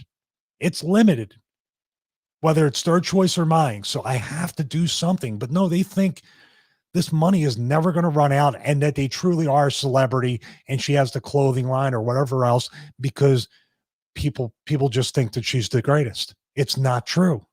It wasn't true for me. It's not true for anybody that's been there, and it's not true for you. It's not true for me because I can't get hired. Well, I knew that you were going to say that. But yeah, baby girls, get your union dues in and I'll union jack you off. Yeah. Bruce Pritchard, you might have heard of him, discusses Michael Hayes as a worker inside the ring. His working punches fucking hurt, Pritchard exclaimed. Jesus Christ, I'd rather have him haul off and just punch me in the mouth as hard as he could. Me too. His fucking working punches were brutal. But look, man, Michael, we always gave him a hard time. He's not the greatest worker in the world, but he was without a doubt one of the greatest talkers in the world and had charisma out the ass. We knew how to talk to people. He knew how to talk people in the building. Michael knew how to work. Michael knew how to draw. That's the difference. I could not stand the fucking Freebirds. They looked like greasy old men trying to be young, cool guys. I thought their work was the shits. And yeah, then that's about it. And he's had a job for 40 years. So still waiting for that fanny pack to come back in style. He's more famous for some interactions with Mark Henry and other things too. Let's not forget about that. Right. And continue to keep his job afterwards. I gotta fucking put this over and say what I know and what I don't know. Mercedes Martinez possibly no longer a part of Retribution. It appears Mercedes Martinez is no longer part of Retribution, the vigilant stable that is now officially part of the Monday Night Raw roster. All this cannot be confirmed. Several signs point to Martinez not being a member of Retribution anymore. When the news broke of the WWE registered trademarks of 5 core Retribution members, T-Bar, Mace, Slapjack, and Reckoning, which was me and him, all updated their Twitter handles, creating new accounts. However, with their Retribution names. However, Martinez, who would have gone by Retaliation, continues to go by her NXT name. Furthermore, a new piece of possible evidence came to light when Mustafa Ali, the leader of Retribution, uploaded a graphic with 5 images, all displaying reasons why each member joined the stable. Interestingly, Martinez was not featured or tagged in the post. It should be also noted that T-Bar is following only 4 people on Twitter, and Martinez is not one of them. Get him. Yeah, dude. Here's the inside stooge, and I won't say who or what. That was possibly crafted and concocted in a consultation by somebody within Hamin Media Group and was taken to Triple H. He loved it. They took it up the ladder. She's the one that took it to them off of the consultation, and now she's not even in part of the group, and they're off to the races, somebody else. There's a phrase in wrestling. Looks good on, we love it, but it's just not right for you. And they take it and they put it on somebody. That's right for him. You get to wear the dress and be a proud gay American. So that's exactly what's happened here. Retribution, the origins have come out of HMG to some degree. I won't go into it. Went up the ladder, and now it's bastardized to the level that you're seeing it now. And that's the fucking real deal. I just went to his Twitter page, and this is interesting right here. Where's it at? It was like they asked why. We asked why not. He tagged everybody in Retribution. Okay. But every single, it's 5 pictures with him in the middle. On the top left, Shane Thorne unmasked. Top right, Mia Yim unmasked. Bottom left, Donovan Dijak unmasked. and then the top bottom right, Diomat and Unmasked. They're all getting beat up or they're getting humiliated or whatever. Mm-hmm. So basically, you just why are they constantly unmasking? Why don't they just call them by their real names? Do you see what I mean? Like, what you're tagging them, and then they're like, well, who are these pictures? These guys and girl doesn't have a mask. Who are they? Oh, okay. Well, why should I care who T-Bar and all this stupid shit is? Why don't you just call? Do you see how a casual fan would look at that and be like, why are you now? If you're going to rename them and unmask them and call them these names, that's different. But man, it does. I know you're slap nuts is good. You gotta say with a Z so YouTube doesn't flag the video. Slap nuts. But dude, how is this? This is like a almond milk baby face type thing. I'm trying to think of a more current term. But Ali is everything you want in a baby face with his real background and the real message he could come across with. The guy I want you to tell me what you said on Russo about what he didn't want to be and what he ended up being anyway. The guy who didn't want to perpetuate Muslim stereotypes and be a leader of a fucking terrorist cell, who is an actual former cop, and also toes the social justice line completely, is now taken out of the babyface role, is an anti-disestablishment terrorist and fucking against the police, which is what this Antifa angle is supposed to be. It's all a fuck you to him in his face. And will you toe the line of what we want you to do? Unless they're trying to kill it. Kill it. This is, well, you know what I mean? Pull it. Yeah, pull it. That's already been such tremendous loss of ratings. I put that out there. What's his name going to be? Is it going to be Pull It, Detonator, or IED? Or Flight 77. Oh, we don't need to land. Dude, I don't know if you've worked with this guy or not. I don't know him. He might be a good dude, but I was blown away at how dog shit last night's main event was for the Jericho 30-year thing. I'm sure he picked his buddy because he wanted to work him and give him a shine. We talked about the Orange Cassidy thing coming out afterwards. This Jericho tag match with him and Hager versus Luther and Serpentico was so shindy rotten, dude. Even Jericho couldn't cover how bad Luther was time and time again. And he just had him on his podcast where he discusses how much money WCW offered him in 2000. So he recalled when he went to there in 2000 against Vampiro on Worldwide. Luther saying it? Yes, he did an Jericho podcast. Let me see. Wow, Jesus, this goes on forever.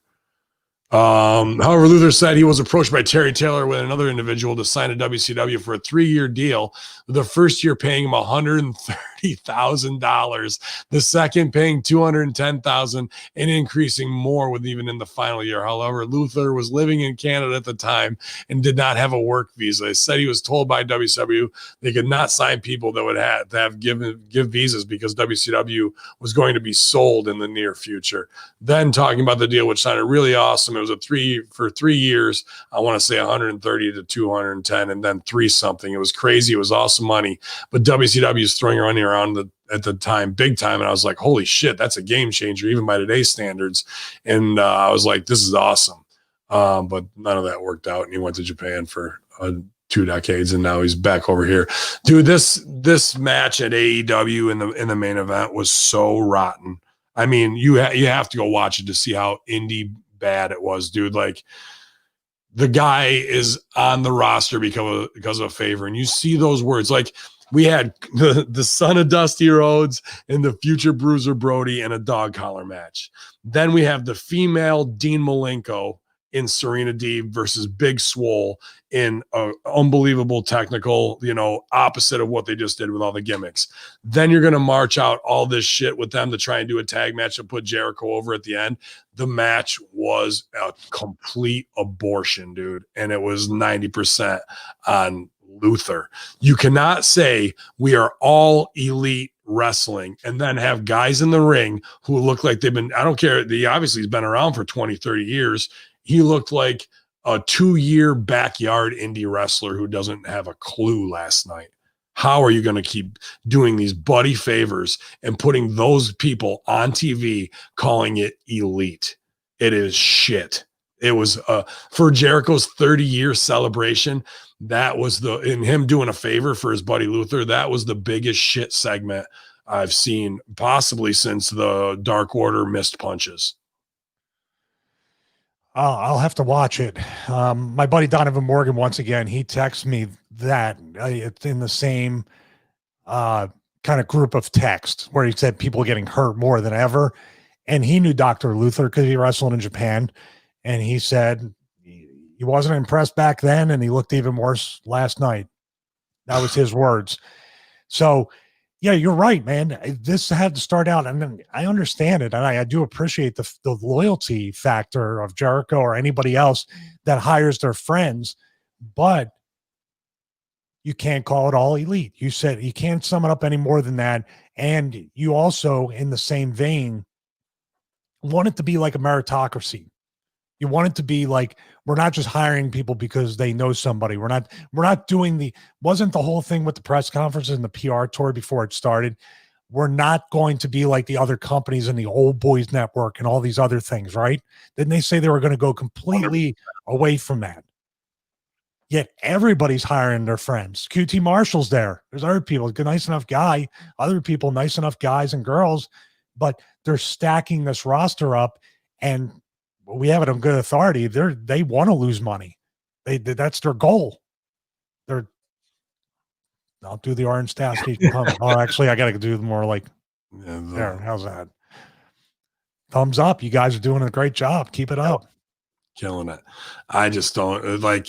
You got to go back and watch that, Stevie. You're just gonna be like, how and why, dude. I want to hear your opinion on that. And he is a guy that still lives in Canada and gets a work visa, so there's an extra cost on top of that, right?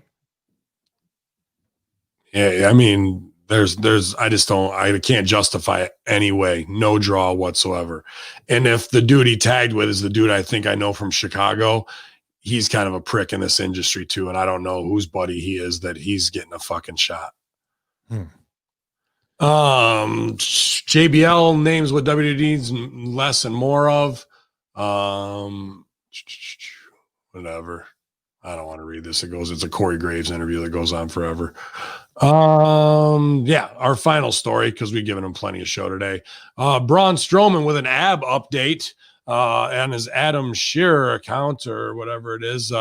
He just wanted to let you guys know that he's jacked, so he took a picture in the mirror in a towel selfie, showing his abs and everything else. And there's a big needle on the fucking in the package on the fucking sink right there for ab update day.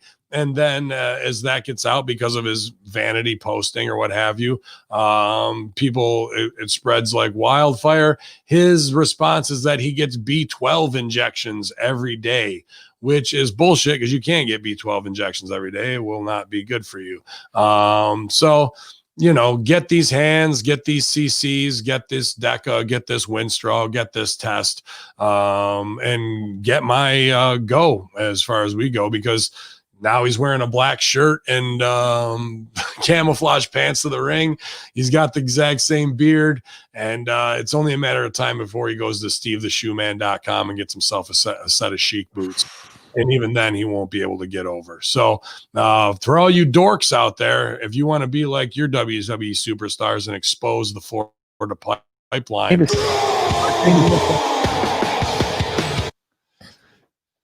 Dork! Give me a fucking Stevie, break, dude. How long did it take? 3 weeks, heels over strong, didn't have to do shit. Karma is a funny thing. I don't know, man.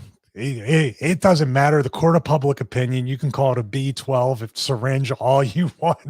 There's a dude in the best shape of his life, and there's a syringe on. Just check your bathroom sink before you take a selfie. do that because it's already there. And you know what, dude?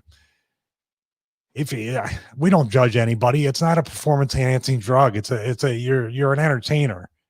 Doesn't matter. You're at a level where I don't think anybody's going to drug test you on that. That's just my speculation.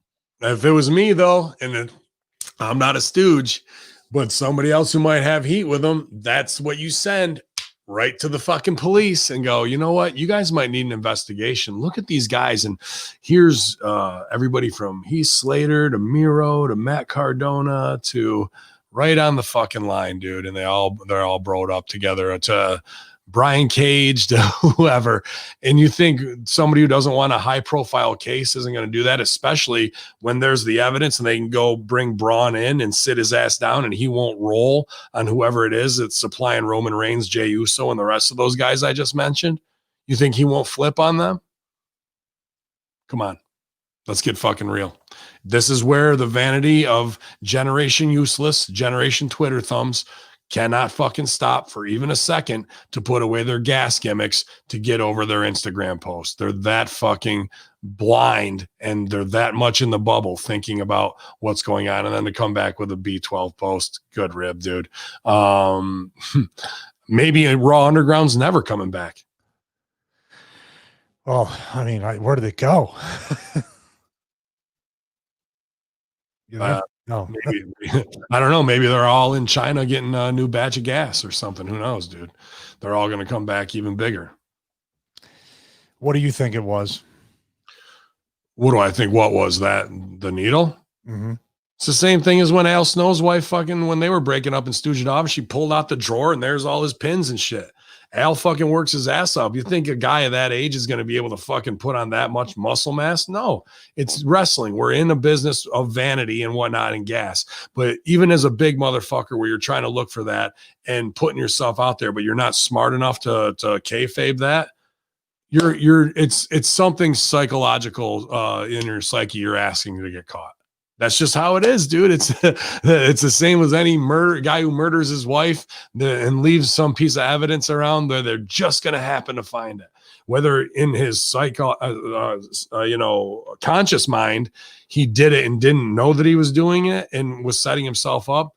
All of those behaviors, in my opinion, reinforce that type of stuff. And him being half suicidal because of a fake wrestling push where he can't even look in the mirror and see what he really is. So this could be the pebble in the pond that opens up the investigation back into all these guys. And even when we were at October last time, when Reigns was getting accused with the dude who was cutting the shoot promos, that kind of went quiet. Is he the supplier again? Is it I got to believe if it's not him, it's somebody they know who was connected to him. Like anybody who goes to buy as a drug dealer wants to get out of the middleman so you can go directly to the source. Maybe these guys are dealing with directly to the source at this point based on how much muscle mass or secret of fitness all these fuckers found since May to July when they all put on 25 pounds of muscle mass at the exact same time.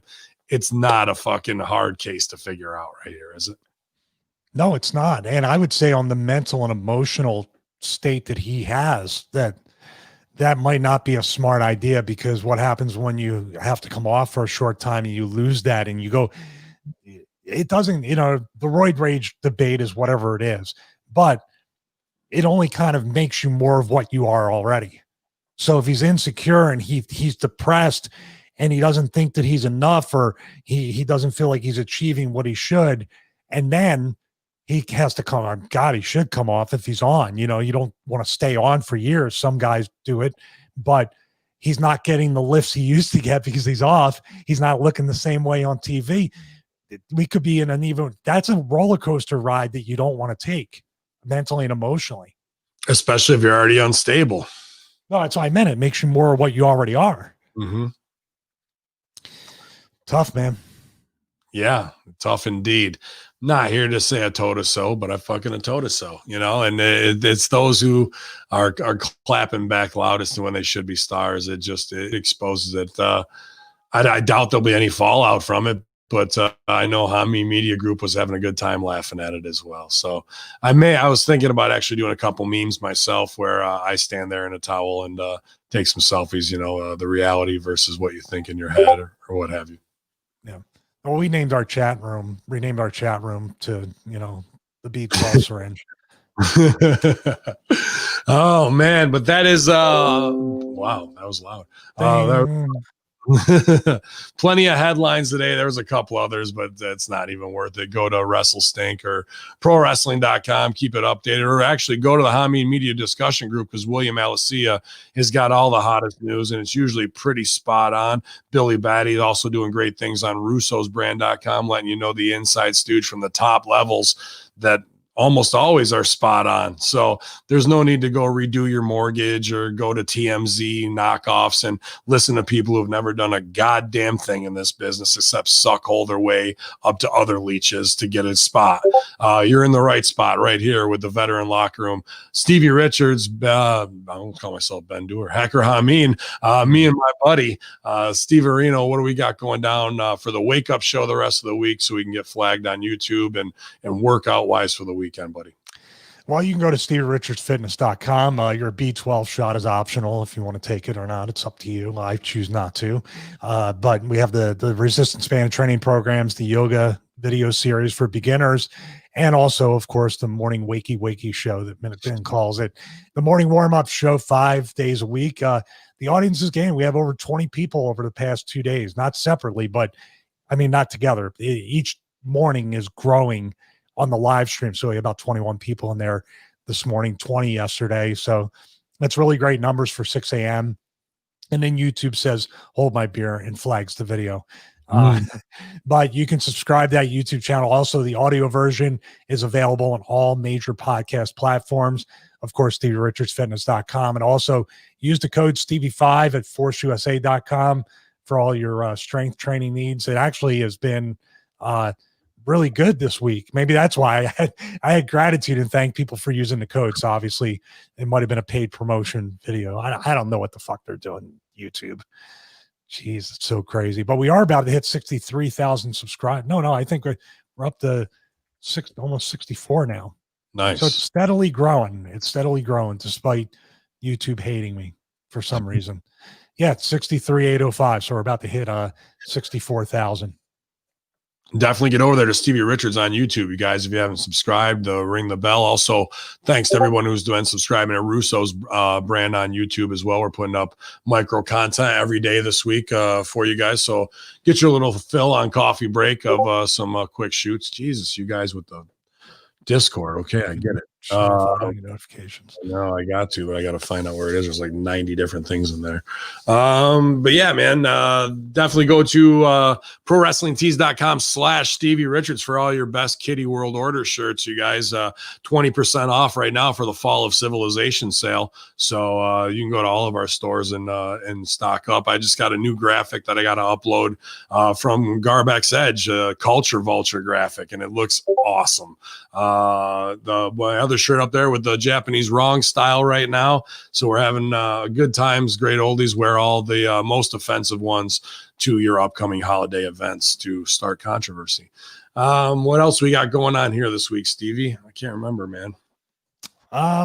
Next Wednesday, we're going to be going live on the front page of Twitch with Russo. So us and Vince are going to be going on there. We don't quite know what the format will be, but they always give us wrestling always gives us content, and it'll hopefully put more eyes on Hamin Media Group, on Stevie Richards Fitness, and most importantly on Vince Russo, the brand. Definitely. Russo brand over strong. We're having a good time. It was a good Master Shoot Theater this week, even though Vince was on with Twitch, a little distracted. Stevie and I had fun. And Raw and SmackDown review was great as always. So thank you guys for being Prime subscribers over there. We also have the Discord up, and we're putting together the Hamin Media Group street team, digital street team, so we can pump out these great shows, get numbers up. And I appreciate all volunteer hands on deck. We had a great response to that as well. So we're going to take over, whatever upcoming platform is going to be, we're always going to be ahead of the curve before they try and stomp us out and take our property away. But that's good with me, man, because it's going to be a big day for business. I'll be back here probably in about 45 minutes with the Chris Silvio and MSG to do your AEW Dynamite recap. Oh, wow. Yeah. I got to watch the first half hour. So we'll get through that. Appreciate everybody. We have some ZordosOliveOil.com sales overnight. So if you're looking to get early holiday shopping going, the Brosters.com for Russo brand coffee and ZordosOliveOil.com. We appreciate you guys supporting our Teasel brand sponsors because that definitely funds this free platform and helps small business grow together globally. You guys are awesome with that kind of support. And I just want to say thank you again on behalf of Triple D and the Zordos family, as well as the Brosters, man, and Russo brand. We're pumped to have these products as the backbone of what we got going on. And you guys supporting them is you guys supporting HMG and SRF brand. So we got some consulting to do today, Infidels. It's going to be a creative weekend. I feel pretty charged up for a Thursday, not beat down like I usually do. Workouts have been good and strong. So join that Stevie Richards fitness plan and you can get into the group with us and be accountable. A great support group over there trying to keep everything live on all cylinders today. It's just me and my buddy Stevie Richards, Hacker Hamin, the Friday veteran locker room Infidels. Yalla.